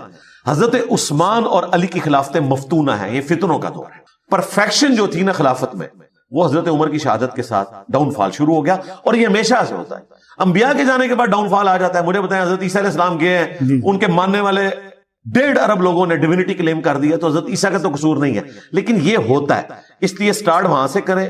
جو خلافت و ملوکیت مولانا مودودی نے کتاب لکھی وہ بالکل پرفیکٹ کتاب ہے. میں نے اس مقدمے کو بخاری مسلم سے ثابت کیا، اور مودودی صاحب کی کوئی انٹینشن سنی شیعہ کنفلکٹ کی نہیں تھی. انہوں نے کہا کہ نان مسلم ہمیں بتاتے ہیں کہ ڈاؤن فال کیسے آیا، ہم اپنے نوجوانوں کو پہلے ہی بتا دیں کہ بھئی یوں تھا، بجائے اس کے کہ وہ صحابہ کرام کی ڈیو رسپیکٹ ختم کر دیں. ہم بتائیں کہ یہاں پہ کمزوری تھی لیکن ڈیو رسپیکٹ ختم نہیں ہوگی. انجینئر صاحب، آپ اکثر ذکر کرتے ہیں بنو امیہ، بنو ہاشم. قبیلوں سے کیا لینے دینا؟ افراد کی غلطی بھی ہو سکتی ہے، افراد کی اچھائی بھی ہو سکتی ہے، افراد کی فضیلت بھی ہو سکتی ہے. جی بالکل ایسا ہے. آج کے اس ڈیموکریٹک ورلڈ کے اندر تو آپ یہ باتیں کر سکتے ہیں، لیکن آج بھی ذرا قبائلی سسٹم میں دیکھیں نا. آپ اپنے پڑوسی ملک میں دیکھ لیں، جس کو آپ اسلامک حکومت کہہ رہے ہیں، یہ پشتون موومنٹ ہے. دوسرے لوگوں کے ساتھ کیا وہاں پہ حشر ہو رہا ہے؟ اہل حدیث کے ساتھ کیا ہو رہا ہے؟ ایک پشتون موومنٹ، دوسرا دیوبندی فرقے کی حکومت. اچھا، قبائلی سسٹم جہاں پہ ہوتا ہے بھائی وہاں پہ یہ امپورٹنس ہوتی ہے. اس کی وجہ یہ ہے کہ نبی الاسلام کی بعثت سے پہلے 2 خاندان عرب میں ڈومیننٹ تھے مکے کے پوائنٹ آف ویو سے. بنو ہاشم کے پاس تولیت تھی حرم مکہ کی، اور جو کاروبار تھا اسے بنو امیہ دیکھتی تھی. تو دونوں آپ سمجھ لیں، جس طرح آج بھی آل سعود ہے، آل شیخ ہے. حرم جو ہے وہ آل شیخ محمد بن عبد الوہاب صاحب ان کی اولاد کے پاس ہے، اور آل سعود جو ہے وہ حکومت کو دیکھتے ہیں. اللہ تعالیٰ نے بنو ہاشم کو چن لیا. ان کو ایسی ڈومیننٹ چیز ملی کہ بنو امیہ کو وہ چیز اس وقت ہضم نہیں ہوئی. ظاہر ہے کہ جب پیغمبر آ گیا تو پھر ان کی چودراہٹ تو ختم ہو گئی. الٹیمیٹلی آپ دیکھیں صرف پہلی جنگ میں ابو جہل نے لیڈ کیا نا، باقی ساری جنگیں ابو سفیان نے لیڈ کی ہیں جو بنو امیہ کے سردار تھے. وہ تو فتح مکہ پہ انہوں نے اسلام قبول کیا نا، ساری جنگیں تو انہوں نے لیڈ کی ہیں. تو ایک یہ ٹسل خاندانی تھی، لیکن اللہ تعالیٰ نے بنو ہاشم کو فضیلت دے دی اسلام کی وجہ سے، وقتی طور پہ وہ چیز دب گئی. لیکن نبی الاسلام کی رحلت کے بعد جب بنو تیم میں سے حضرت ابوبکر صدیق کو خلیفہ چنا گیا تو پیر میر علی شاہ صاحب نے خود اس روایت کو نقل کیا ہے، تسویہ ما بین سنی و شیعہ. میں ان کا حوالہ اس لیے پیش کر رہا ہوں کہ ان کے خلاف بریلوی دیوبندی اہل حدیث بولتے نہیں ہیں، بہت بڑی پرسنالٹی ہے. انہوں نے بھی نقل کیا کہ حضرت علی کے پاس ابو سفیان آئے رضی اللہ تعالیٰ عنہ، کہا کہ ایک کمزور قبیلے کے اور نچلے درجے کے قبیلے کے بندے کو خلیفہ چن لیا گیا، میں مدینے کو پیادوں سے اور سواروں سے بھر دیتا ہوں، بنو ہاشم کا حق ہے، آپ آگے آئیں. بیسیکلی وہ چاہ رہے تھے کہ ہمارے پاس یہ چیزیں واپس آ جائیں. اسلام نے تو یہ چیز ختم کی. اچھا، حضرت علی نے کہا ابو سفیان جب تو کافر تھا اس وقت بھی اسلام کے ساتھ دشمنی کی، اب تو اسلام میں آ کے بھی دشمنی کر رہا ہے، میں اس سسٹم کا حصہ نہیں بنوں گا. پھر دیکھیں حضرت ابوبکر عمر عثمان کی خلافت کے ساتھ حضرت علی چلے. جب حضرت علی کی خلافت کی باری آئی تو جنگ جمل صفین نہروان ہوگی. بنو ہاشم کے پاس جب وہ خلافت آئی، حضرت علی ہاشمی ہوتے ہوئے بنو امیہ کے ایک خلیفہ کے ساتھ تو چلے، لیکن بنو امیہ حضرت علی کے ساتھ نہیں چلی. تو یہ ہوا. آج آپ اس کو فیل نہیں کر سکتے، اس لیے آپ دیکھیں سب لوگوں نے یزید کی بیعت کی، بنو ہاشم نے بیعت نہیں کی کیونکہ حضرت حسین نے بیعت نہیں کی تھی. تو اس زمانے میں حضرت حسین کا اکیلے بیعت نہ کرنا، آپ یہ نہ سمجھے ایک بندہ ہے، پورا قبیلہ ہے. تو قبائلی سسٹم میں ان چیزوں کی امپورٹنس ہوتی ہے. اسی طریقے سے آپ دیکھیں بنو تمیم، یہ وہ لوگ تھے جنہوں نے نبی اسلام کو تکلیفیں بھی دی. ذوالخویسرہ التمیمی گستاخ رسول، جس نے کہا کہ محمد اللہ سے ڈر اور انصاف کا. لیکن دوسری طرف بخاری مسلم میں آتا ہے بنو تمیم میری امت میں دجال پہ سب سے زیادہ سخت ہوں گے. بنو تمیم کے اندر اسلام دشمن بھی آئے، اسلام کے حامی بھی. پرشین امپائر کے خلاف جنگ قادسیہ میں ہاتھی بنو تمیم نے گرائے. اتنے جنگجو تھے، اسلام بعد میں قبول کیا ہے لیکن ہاتھی گرائے انہوں نے، اتنے وہ جنگجو لوگ تھے. تو ان کے اندر یہ خوبی موجود تھی. تو قبائلی سسٹم تھا. حضرت سعد ابن ابی وقاص نے کہا بنو تمیم کو بلاؤ، وہ گرائیں گے ان کو، کیونکہ ہر ایک قبیلے کی اپنی امپورٹنس تھی. اسی طریقے سے بنو ہاشم، ان کو پوری دنیا میں دیکھا جاتا تھا. آپ دیکھیں بخاری مسلم میں آتا ہے کہ انصار مدینہ نے کہا کہ ایک خلیفہ ہم میں سے ہوگا، ایک مہاجر میں سے. تو حضرت ابوبکر صدیق نے کیا کہا تھا کہ قریش کے علاوہ کسی اور کی سرداری عرب کے لوگ قبول نہیں کریں گے، کیونکہ ہمیں تولیت کی وجہ سے کعبے کی ڈومیننٹ سمجھا جاتا ہے. اس بات کے اوپر جو ہے وہ قریش میں سے خلیفہ چنا گیا. تو یہ قبائلی سسٹم اس وقت تھا، یہ مانے یہ آج کا مبارک دور ہے کہ یہ قبائلی سسٹم ختم. لیکن اس قبائلی سسٹم کے باوجود آپ نے خود فرمایا کہ حضرت علی رضی اللہ تعالیٰ عنہ نے بنو ہاشم یا بنو امیہ کی کوئی تفریق نہیں رکھی. نہیں، بالکل نہیں. پھر آج ہم کیوں کرتے ہیں؟ جی وہ تفریق اس لیے کہ پریکٹیکلی تفریق ہوئی نا. یہ تو حضرت علی کا بڑا پن تھا نا. میں اس کو تھوڑا ایکسپلور کرتا ہوں. دیکھیں بخاری مسلم میں آتا ہے کہ رضائی بھائی تھا حضرت عثمان کا، ولید بن عقبہ. اور پتہ کس کا بیٹا تھا؟ جس نے حضور کے گردن کے اوپر اوجڑی رکھی تھی. بخاری مسلم میں آتا ہے عقبہ بن ابی معیط کا بیٹا تھا. فتح مکہ پہ اس نے ایز اے لاسٹ ریزارٹ اسلام قبول کر لیا، کیونکہ دھمکی تھی یا تو اسلام قبول کرو یا عرب کی سرزمین چھوڑ جاؤ، ادروائز قتل کیے جاؤ گے، عذاب استحصال آئے گا. اسلام قبول کر لیا. یعنی ہمارے بھائی جو منصور علی خان ہے ان کی زبان میں لونڈا لپاڑا تھا، نوخیز لڑکا اس زمانے کا. اس کو پکڑ کے سب سے مین سٹی کا گورنر لگا دیا، کوفے کا. کوفہ مرکزی شہر حضرت عمر نے آباد کیا تھا تاکہ رومن اور پرشین امپائر تو گر گئی تھی، رومن امپائر کچھ جزیہ دیتی تھی، باقی بچی، اس کو کنٹرول کرے سینٹرل پوائنٹ سے.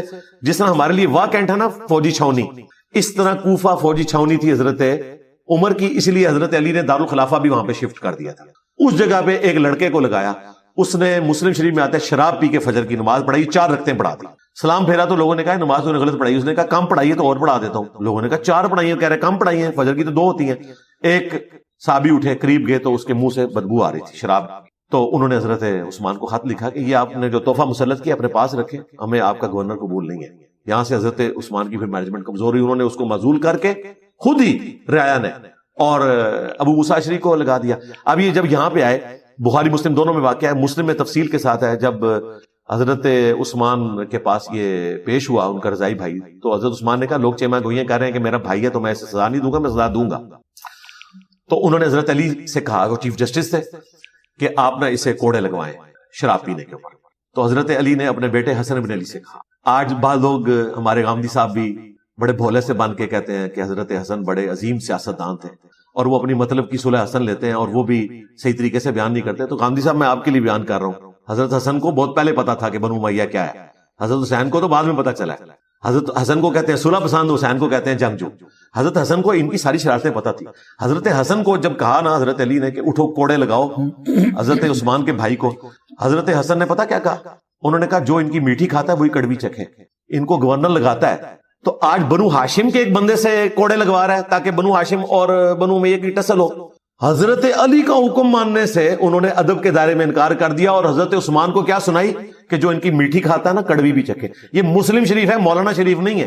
میں نے اپنے ریسرچ پیپر کربلا والے میں ڈالی ہوئی ہے ساری حدیثیں 200. تو پھر حضرت علی نے سمجھ لیا کہ حسن جو ہے اس کی بات میں وزن ہے. پھر انہوں نے عبداللہ بن جعفر سے کہا کہ تم کوڑے لگاؤ. 40 ہوئے کوڑے تو کہا بس روک دو. حضرت عمر جو ہے وہ 80 لگواتے تھے کیونکہ اس زمانے میں زیادہ شراب نوشی ہو گئی تھی، بخاری مسلم میں آتا ہے. تو انہوں نے کہا نبی علیہ السلام 40 لگوا دیتے تھے، تو میں دونوں کو پسند کرتا ہوں 40 پہ روک دو. ویسے میں کہتا ہوں 80 لگوانے چاہیے تھے، لیکن حضرت علی نے وہاں بھی خیال کیا کہ یہ بنو ہاشم اور بنو امیہ وہ مسئلہ نہ ہو جائے. لیکن حضرت حسن نے اپنا پروٹیسٹ ریکارڈ کیا، آج بھی مسلم شریف میں موجود ہے کہ جو میٹھی کھاتا ہے وہ کڑوی چکھے. یعنی یہ اتنا سٹرونگ معاملہ تھا قبائلی سسٹم کا کہ اس وقت یہ چیزیں تھیں، اس کو آپ اگنور نہیں کر سکتے.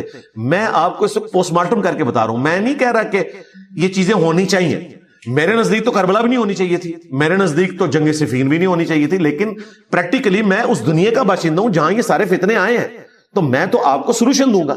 میرے نزدیک تو بنگلہ دیش 1947 میں بننا چاہیے تھا، بعد میں نہیں بننا چاہیے تھا تاکہ ہمارے درمیان نفرتیں نہ آتی. لیکن یہ سب یہ پوسٹ مارٹم کرتے ہوئے ہم حد ادب جو ہے وہ ملحوظ خاطر نہیں ہونی چاہیے صحابہ کرام. ہم سب کو رضی اللہ تعالیٰ عنہ کہہ رہے ہیں، ظاہر ہے ہم ادب تو کر رہے ہیں، لیکن جب قرآن میں اللہ تعالیٰ نے آدم علیہ السلام کی غلطی بیان کی تو کیا بیان کیا؟ ہم نے اس لیے بیان کی تاکہ اے اولاد آدم، جس طرح شیطان نے تمہارے ماں باپ کو ورگلایا تمہیں نہ ورگلائے. مجھے بتائیں کیا حضرت عثمان غنی رضی اللہ تعالیٰ عنہ یا حضرت معاویہ رضی اللہ تعالیٰ عنہ یا حضرت مغیرہ ابن شعبہ رضی اللہ تعالیٰ عنہ یا حضرت عمر بن عاص رضی اللہ تعالیٰ عنہ کا مرتبہ حضرت آدم سے زیادہ ہے؟ ہم حضرت آدم علیہ السلام کی رسپیکٹ بھی کرتے ہیں، قرآن میں 7 دفعہ ان کی غلطی رپورٹ ہوئی بیان ہوتے ہیں، اس کے بعد عبرت حاصل کرتے ہیں کہ اولاد آدم اگر غلطی ہو جائے تو آدمی بننا. آدم نے توبہ کی تھی تو ہم آدمی ہیں، توبہ کریں گے. شیطان نے توبہ کی بجائے جسٹیفیکیشن پیش کی تھی، شیطان نہیں بننا. تو اس سے عبرت حاصل کی جاتی ہے، تاریخ میں ان واقعات سے سبق حاصل کیا جاتا ہے. مجھے بتائیں یوسف علیہ السلام کے جو بھائی تھے وہ ڈبل صحابی ہیں.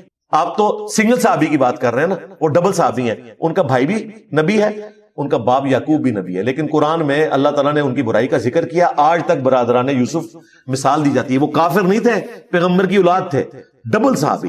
لیکن اس کا مطلب یہ نہیں ہوتا کہ ہم ان کی غلطی کو ذکر کر کے ان پہ کو لانتے بھیج رہے ہیں. ہم کہتے ہیں انہوں نے حضرت یوسف علیہ السلام کے ساتھ غلط کیا اور دیکھو یوسف علیہ السلام نے ان کو معاف کیا. جب معاف کر دیے تو آج کی ڈیٹ میں بنی اسرائیل کو ہم کہتے ہیں وَأَنِّي فَضَّلْتُكُمْ عَلَى الْعَالَمِينَ، جہان والوں پر فضیلت دی تھی.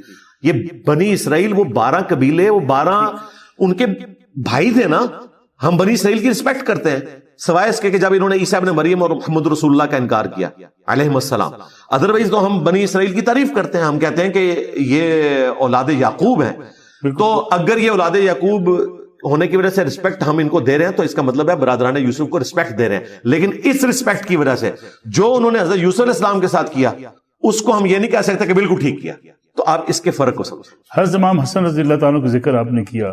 نبی کریم صلی اللہ علیہ وسلم کی یہ حدیث موجود نہیں ہے کہ میرا یہ نواسہ 2 مسلمان گروہوں کے مابین صلح کا باعث بنے گا. جی جی بالکل. ان کا استعفیٰ دستبرداری خوشی سے تھی یا کوئی حضور صلی اللہ علیہ وسلم کی حدیث کے اوپر عمل درآمد تھا؟ یہ مجبوراً انہیں ایکٹیویٹی پرفارم کرنی پڑی. اس کی وجہ سے شیعان علی اس وقت بھی ناراض تھے. ہم سمجھتے ہیں صلح حسن ایک پرفیکٹ سولوشن تھا جو امام حسن ابن علی نے دیا. اگر صلح حسن نہ ہوتی، اس کے بعد کے بنو امیہ کے 20 سال میں جو کچھ ہوا تو بنو امیہ ایکسپوز نہ ہوتی کہ یہ لوگ قصاص عثمان کے لیے نکلے تھے اور سنبھال حکومت لی. ہونا تو چاہیے تھا، حکومت والے کرتے ہیں نا حسن ابن علی کے، حکومت خود سنبھالی. اس لیے صحیح بخاری کے الفاظ ہے میرا یہ بیٹا سید ہے، اس کی وجہ سے صلح ہوگی، یعنی یہ قربانی دے گا. بخاری میں یہ حدیث پوری یہ لوگ بیان نہیں کرتے کہ 40,000 کا لشکر لے کر حسن ابن علی صفین پارٹ 2 لڑنے کے لیے گئے تھے حضرت معاویہ رضی اللہ تعالیٰ عنہ کے خلاف. وہاں پہ حضرت معاویہ نے کہا کہ اگر مسلمان اس طرح شہید ہوتے رہے تو رعایا کا کیا بنے گا؟ تو حضرت عمر بن عاص پاس بیٹھے تھے، انہوں نے کہا کہ اگر اس طرح تم دونوں مر جاؤ گے تو میں حکومت سنبھال لوں گا. اچھا. تو حضرت معاویہ رضی اللہ تعالیٰ عنہ نے پھر 2 قاصد بھیجے حضرت حسن کی طرف کہ صلح کی کوئی اس طرح کا معاملہ ہو سکتا ہے. قرآن میں آیا کہ اگر کافر بھی صلح آفر کرے نا جنگ کے دوران تو آپ نے قبول کرنی ہے. صلح حدیبیہ اس لیے نبی اسلام نے کی. حضرت حسن نے صلح کی آفر کو قبول کیا. انہوں نے کہا ٹھیک ہے آپ اپنی شرائط, وہ شرائط کیا تھی, آپ امت کو خلفائے راشدین کے طریقے کے مطابق چلائیں گے, اسی طریقے سے خمس اہل بیت کو ملتا رہے گا, شیعان علی ہتھیار ڈالیں گے, ان سے آپ نے انتقام نہیں لینا, ممبروں سے سب و شتم نہیں ہونا, یہ ساری وہ چیزیں, اور یہ ایگریڈ اپان تواتر کے ساتھ نقل ہوئی ہے. صلح کا مطلب ہی ہے شرائط کے اوپر.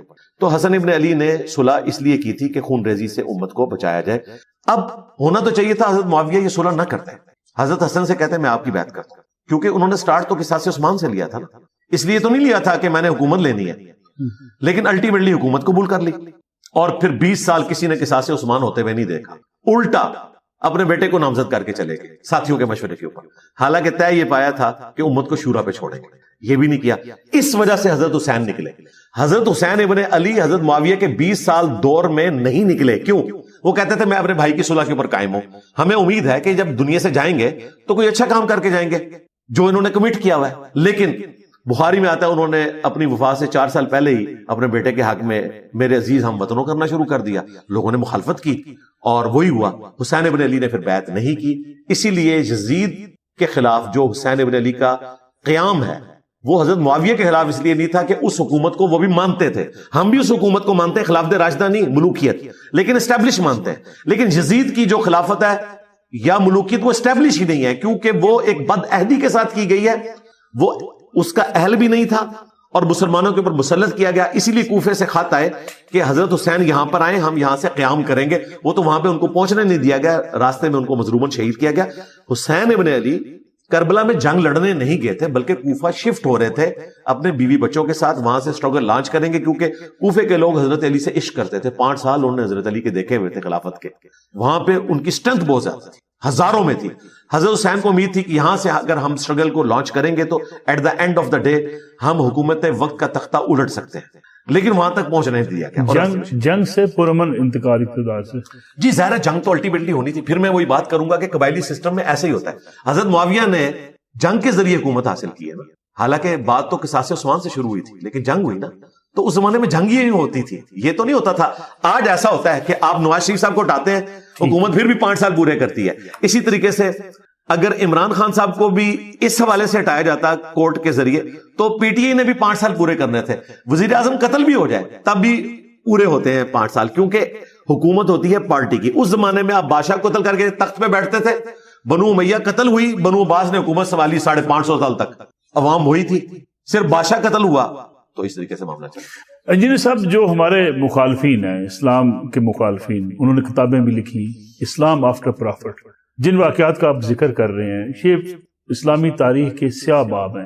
اگر ان کا تذکرہ تاریخ میں نہ ہوتا تو کفار کو یا مسلمان دشمن لوگوں کو یہ موقع نہ ملتا کہ وہ یہ لکھتے کہ اسلام کا شیرازہ بکھر گیا آفٹر پرافٹ. تاریخ تو کسی کو معاف نہیں کرتی. ہم تاریخ میں نہ بھی ذکر کرتے, یہ چیز تو ٹرانسفر ہونی تھی. آج تک آپ کوئی تاریخ چھپا سکیں؟ مجھے بتائیں پاکستان جب بنا تو کتنے مسلمانوں کو قربانی دینی پڑی. آپ کتابوں میں بعد میں پڑھتے ہیں, ہمیں اپنے ماں باپ سے پہلے پتا ہوتا ہے. اور میں آپ کو حیران کن بات بتاؤں, بنو ہاشم کے جو لوگ ہیں, سید ہیں, انہیں تو یہ ساری باتیں پتہ ہیں کتابوں کے بغیر, ان کی نسل در نسل ٹرانسفر ہوئی ہیں. تاریخ پہ آپ پردہ نہیں ڈال سکتے. اور میں پھکی والا اینٹی وینم جواب دوں گا کہ کاش پھر اللہ تعالیٰ یوسف علیہ السلام کے بھائیوں کا کریکٹر نہ بتاتا تو آج یوسف علیہ السلام کے جو بھائی تھے, جو ڈبل صحابی ہیں, حضرت یوسف کے بھی اور یعقوب کے بھی, لوگ ان کا ذکر برائی سے نہ کرتے. تو کیا ہم بلیم اللہ کو دیں گے؟ نہیں, ہم کہیں گے کہ عبرت کے لیے بیان ہوا. اس طرح یہ چیزیں عبرت کے لیے بیان ہوئی ہیں, اور اللہ کا شکر ہے مودودی صاحب نے دیکھیں سولوشن اینڈ پہ لے کے گئے. اسلام سولوشن دیتا ہے. دیکھیں اسلام یہ نہیں کہتا کہ آپ سیکس کو دبا دیں اور آپ اپنے آپ کو نامرد کر لیں. اسلام کہتا ہے نکاح کا راستہ اختیار کرو, یہی کہتا ہے. اچھا, ڈائریکشن دیتا ہے. اس طرح آپ نے ڈائریکشن دینی ہے. مودودی صاحب نے خلافت و ملوکیت کا جو مقدمہ لکھا صرف 1 پیج کا ہے, اور ایک ایک جملہ اس کا اتنا قیمتی ہے, صرف 1 پیج پہ. انہوں نے کہا کہ اس سے پہلے کہ ہماری نوجوان نسل کو کافر یہ بتائیں کہ ٹوٹی کمند کہاں, ہم خود اپنے نوجوانوں کو ایجوکیٹ کریں گے. بالکل. ایک سمجھدار جو ماں باپ ہیں ان کا کام ہے کہ اپنی اولاد کو سیکس کے حوالے سے خود ایجوکیٹ کریں, بجائے اس کے کہ وہ ادھر ادھر چیزیں سیکھیں. اسی طریقے سے علماء دین کا کام ہے کہ امت کو اس حوالے سے ایجوکیٹ کریں. اور میں یہ کریڈٹ مولانا مودودی کو دیتا ہوں کہ محدثین نے جو ساری ایفرٹ کی تھی اس کو ایک جگہ مینیجبل فارم میں انہوں نے جمع کیا, اس کو 4 چاند لگائے ہمارے استاد مولانا اسحاق صاحب نے, اور ہم نے جس طریقے سے اسے پریزنٹ کیا ہے احادیث کی روشنی میں, تو انشاءاللہ تعالی سنی شیعہ دڑاڑ اس کی وجہ سے ختم ہوئی ہے. میں اس میں صرف آخری بات کروں گا, مجھے بتائیں اگر امام مہدی شیعہ ہوئے تو سنی ان کو مانیں گے؟ اور اگر وہ سنی ہوئے تو کیا شیعہ ان کو مانیں گے؟ اس کا مطلب یہ ہے کہ سنی شیعہ دراڑ فل ہو چکی ہوگی امام مہدی کے آنے سے پہلے۔ انجینئر صاحب چونکہ پروگرام کا وقت بالکل ختم ہونے والا ہے، ہمیں وائنڈ اپ بھی کرنا ہے، لیکن آخری چیز میں آپ سے جاننا چاہوں گا، تفسیرات بہت تفصیل سے بات ہو سکتی ہے، لیکن اگین وہی وقت آڑے آ جاتا ہے۔ یہ جو ہمارے ہاں اکثر کہا جاتا ہے، اور خاص طور پہ نبی کریم صلی اللہ علیہ وسلم کے آخری خطبے کا ذکر کیا جاتا ہے، بعض لوگ کہتے ہیں کہ حضور صلی اللہ علیہ وسلم نے فرمایا کہ یہ میری کتاب اور یہ اللہ کی کتاب اور یہ میری سنت ہے۔ کچھ علماء کہتے ہیں فرمایا نہیں، یہ میری کتاب اور یہ اہل بیت کا راستہ ہے۔ دونوں میں سے صحیح بات کون سی؟ جو سب سے مضبوط بات ہے وہ تو حدیث ثقلین جو ہے قرآن اور اہل بیت کے بارے میں۔ قرآن اور سنت والی جو روایت ہے وہ ضرب تقسیمیں لگا کے حسن درجے تک پہنچتی۔ ہمارے استاد 20 سال تک اسے ضعیف کہتے رہے، شیخ زبیر علی زئی صاحب رحمہ اللہ۔ الموطا امام مالک میں یہ قرآن و سنت والی روایت ہے اور اس کی سند ہی پوری نہیں ہے، وہ منقطع روایت ہے۔ اس کی سند ہے المستدرک للحاکم میں، اور حاکم ہماری ان 6 کتابوں میں نہیں آتی، دور کی ایک کتاب ہے۔ 6 کتابوں میں بخاری کے بعد دوسرے نمبر پہ مسلم ہے، اور بعض کے نزدیک مسلم پہلے نمبر پہ ہے، بخاری دوسرے نمبر پہ ہے۔ میرے نزدیک بعض معاملات میں مسلم شریف بخاری سے بہتر ہے، اور بعض معاملات میں بخاری شریف مسلم شریف سے بہتر ہے۔ بہرحال چونکہ امام بخاری امام مسلم کے استاد ہیں، اس لیے ہم ترتیب میں پہلے بخاری کا ذکر کرتے ہیں پھر مسلم کا۔ مسلم شریف میں یہ 4 حدیثیں ہیں قرآن و اہل بیت، یہ نہیں بتائی جاتی۔ حجۃ الوداع کی جو حدیث مسلم شریف میں ہے 2950، اس میں تو ہے کہ حجۃ الوداع کے موقع پر آپ نے فرمایا تھا میں تم میں وہ چیز چھوڑ کے جا رہا ہوں کہ جسے پکڑ لوگے کبھی گمراہ نہیں ہوگے، وہ اللہ کی کتاب ہے۔ مسلم شریف میں صرف کتاب اللہ کا ذکر ہے، حجۃ الوداع کا۔ سنت کو ماننا کتاب اللہ کو ماننا ہے، من یطیع الرسول فقد اطاع اللہ۔ قرآن اور سنت والی روایت ہے حاکم میں۔ جو مین اسٹریم کی کتاب ہے مسلم شریف، اس میں 4 حدیثیں اوپر تلے 6225 سے 6228 تک۔ حجۃ الوداع کے بعد ایک اور خطبہ ہے مکے سے مدینے واپس آتے ہوئے خم نامی گاؤں میں، غدیر خم کا خطبہ۔ اس میں نبی الاسلام کے الفاظ کنکلوڈنگ ہے اپنی وفات سے 2.5 مہینے پہلے، اے لوگوں آگاہ ہو جاؤ، میں بھی ایک انسان ہوں، قریب ہے اللہ کا قاصد یعنی موت کا فرشتہ میرے پاس آئے اور میں اس کی دعوت قبول کر لوں۔ میں اپنے باتوں میں 2 بھاری چیزیں چھوڑ کے جا رہا ہوں، ان میں سے پہلی چیز اللہ کی کتاب ہے، اس میں ہدایت ہے، اس میں نور ہے، اللہ کی کتاب اللہ کی رسی ہے۔ وَاعْتَصِمُوا بِحَبْلِ اللَّهِ جَمِيعًا وَلَا تَفَرَّقُوا، جو اسے پکڑے گا وہ ہدایت پہ ہوگا، جو چھوڑ دے گا گمراہ ہو جائے گا۔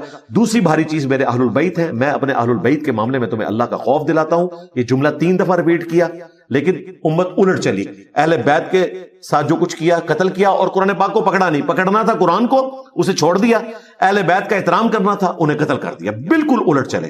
نبی الاسلام کو پہلے بتایا گیا تھا کہ آپ کی امت یہ کچھ کرے گی، لہٰذا آپ علیہ السلام نے امت کو ڈرا دیا۔ انجینئر محمد علی مرزا صاحب بہت بہت شکریہ، چونکہ پروگرام کا وقت ختم ہو گیا۔ ناظرین، یہ آج کا پروگرام تھا، انجینئر صاحب کی بڑی جو باتیں ہیں تفصیل سے آپ نے سنی۔ انشاءاللہ انجینئر صاحب کو پھر کس دن اپنے پروگرام میں دعوت دیں گے۔ اجازت دیجیے، اللہ حافظ۔ جی السلام علیکم ورحمۃ اللہ وبرکاتہ۔ قتل حسین اصل میں مرگ یزید ہے، اسلام زندہ ہوتا ہے ہر کربلا کے بعد، اور حسین مجھ سے ہے اور میں حسین سے ہوں۔ حسین علیہ السلام مجھ سے ہیں اور میں حسین سے ہوں، یہ کہا حضور صلی اللہ علیہ وسلم۔ ہماری جانب بھی قربان ختم المرسلین آخری نبی۔ محرم ہے اور محرم میں اہل بیت سے محبت کیے بغیر مجھے نہیں لگتا کہ ہم آخرت میں جنت کی طرف جائیں گے یا آخرت سنورے گی۔ اہل بیت کے بغیر دین مکمل نہیں ہوتا۔ اہل بیت کی محبت کا نام، دین کا دوسرا نام اہل بیت سے محبت۔ یہی سب کچھ حسین علیہ السلام، کربلا، اہل بیت اور محرم، سب کچھ یہی باتیں ڈسکس کرنے کے لیے، یہی باتیں کرنے کے لیے۔ اور آج میں سمجھتا ہوں کہ جہاں ذکر اہل بیت ہو یہ عبادت ہوتی ہے، تو آج یہی سب کچھ گفتگو کرنے کے لیے میں ہوں پھر ایک بار انجینئر محمد علی مرزا صاحب کے ساتھ۔ سر بہت شکریہ آپ کا، آپ نے وقت دیا۔ آج سر وہ باتیں کرنی ہیں کہ جس سے محبت، اتحاد، یگانگت یعنی اکٹھ کا تاثر ہو۔ آپ اکثر اپنے وہ پوڈ کاسٹ میں کہتے ہیں میٹھی میٹھی باتیں سننی ہے تو مولانا طارق جمیل صاحب سے سن، تو آج آپ 2 in 1 کام کریں سر، انجینئر محمد علی مرزا صاحب اور طارق جمیل۔ تو سر سب سے پہلے اسلام، یہ بہت سارے کویسچنز ہیں جو مجھے بھی پتہ ہیں، بہت سارے سوالات ہیں جو میرا دل کرتا ہے دوبارہ آپ کے منہ سے سنوں کہ اسلام میں محرم الحرام کی اہمیت اور فضیلت کیا ہے؟ لا حول ولا قوة الا باللہ۔ اللہم صلی علی محمد وعلی آل محمد، رب اشرح لی صدری ویسر لی امری واحلل عقدۃ من لسانی یفقہوا قولی۔ بھٹی صاحب ونس اگین آپ کو ویلکم ہے ہماری اکیڈمی میں، اور میں سمجھتا ہوں کہ اس دفعہ جو آپ آئے ہیں جس ٹاپک کو لے کے، یہ میرے لیے اس سے زیادہ اہمیت کی حامل ہے جو ہم پہلے ڈسکشن کر چکے۔ محرم الحرام اسلامک ہسٹری کے اندر اس اعتبار سے اہمیت اختیار کر گیا کہ سیدنا حسین ابن علی رضی اللہ تعالیٰ عنہ علیہ السلام کی مظلومانہ شہادت 61 ہجری 10 محرم کے دن، عاشورہ کے دن۔ اس سے پہلے بھی محرم کی اپنی ایک اہمیت ہے۔ سورہ التوبہ میں اللہ تعالیٰ نے فرمایا کہ جب سے اللہ تعالیٰ نے زمین و آسمان کو پیدا فرمایا تو 12 مہینے ہیں۔ آپ دیکھ رہے لیونر ایئرز بھی جو ہے وہ 12 مہینوں کے ساتھ چلتے ہیں، اور سولر ایئرز بھی، اور پھر اللہ تعالیٰ نے فرمایا ان میں سے 4 حرمت والے مہینے ہیں، ان میں آپ جنگ و جدال نہیں کر سکتے، لڑائی جھگڑا نہیں کر سکتے۔ اب وہ 4 مہینے کون سے ہیں؟ وہ بخاری اور مسلم میں آیا، نبی علیہ السلام نے جو اپنا آخری خطبہ دیا حجۃ الوداع کا یوم عرفہ کے دن، اس سے اگلے دن پھر 10 ذوالحجہ کو یوم النحر کا خطبہ منا کے میدان میں دیا۔ اس میں نبی علیہ السلام نے فرمایا کہ زمانہ گھما کر وہیں پر آ گیا ہے جہاں اللہ تعالیٰ نے زمانے کو پیدا فرمایا تھا۔ جو مشرکین عرب مہینوں کو آگے پیچھے کر دیتے تھے جنگیں لڑنے کے لیے، اب وہ اتنی دفعہ آئٹریشنز پرفارم ہوئی ہیں کہ وہ مہینے اپنی جگہ پر آ گئے ہیں۔ 12 مہینے ہیں، ان میں سے 4 حرمت والے ہیں، ذیقعدہ، ذوالحجہ اور محرم، اور چوتھا جو ہے وہ رجب۔ یہ 3 مہینے حج کے ساتھ جڑے ہوئے ہیں۔ درمیان میں ذوالحجہ کا مہینہ ہے حج والا، 1 مہینہ پہلے 1 مہینہ بعد، تاکہ جنگ نہ ہو اور راستے کھلے رہیں۔ اس زمانے میں تو لوگ پیدل سفر کرتے تھے نا سواریوں کے اوپر، تو اس لیے بیسیکلی یہ حج کے ساتھ ریلیٹڈ تھے محرم والے مہینے، کہ آپ نے جنگ اس میں روک دے دی۔ ایون جنگ صفین بھی روک دی گئی اسی وجہ سے کہ یہ حرمت والے مہینے ہیں، تو اس میں آپ نے جنگ نہیں کرنی۔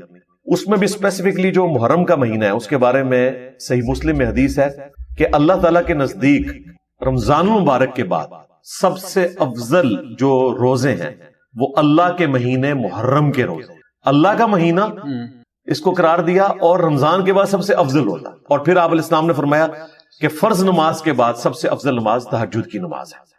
اس لیے آپ دیکھیں سیدنا عمر فاروق رضی اللہ تعالیٰ عنہ کے دور خلافت میں جب مسلمانوں کا کیلنڈر ہم بنانے لگے تو جب مشورہ کیا گیا تو سیدنا علی رضی اللہ تعالیٰ عنہ نے یہ مشورہ دیا کہ ہجری جو کیلنڈر ہے وہ آپ ہجرت سے سٹارٹ کریں، کیونکہ نبی علیہ السلام کے لیے وہ ایک بینچ مارک تھا۔ آپ صلی اللہ علیہ وآلہ وسلم کی دعوت اس کے بعد عروج پہ گئی، اور سیدنا عثمان نے مشورہ دیا کہ اس کو محرم کے مہینے سے سٹارٹ کیا جائے، اگرچہ ہجرت ربیع الاول کے مہینے میں ہوئی ہے، اگر اصولاً دیکھا جائے تو اسلامی کیلنڈر ربیع الاول کے مہینے سے سٹارٹ ہونا چاہیے تھا۔ نبی علیہ السلام کی پیدائش کا مہینہ بھی، آپ کی وفات کا مہینہ بھی، آپ کی ہجرت کا مہینہ بھی، لیکن محرم کو اہمیت دی گئی کہ یہ اللہ کا مہینہ ہے۔ یہ سیدنا عثمان کا مشورہ تھا، اور ہجرت کو بینچ مارک مقرر کیا گیا، یہ سیدنا علی کا مشورہ تھا۔ تو آج دیکھ لیں آپ اسلامک ہسٹری میں جب بھی ڈسکشن کرتے ہیں تو ہم بتاتے ہیں کہ نبی علیہ السلام جو ہے وہ ہجرت کر کے جب آئے تو 2 ہجری میں غزوہ بدر ہوئی، 3 ہجری میں احد ہوئی،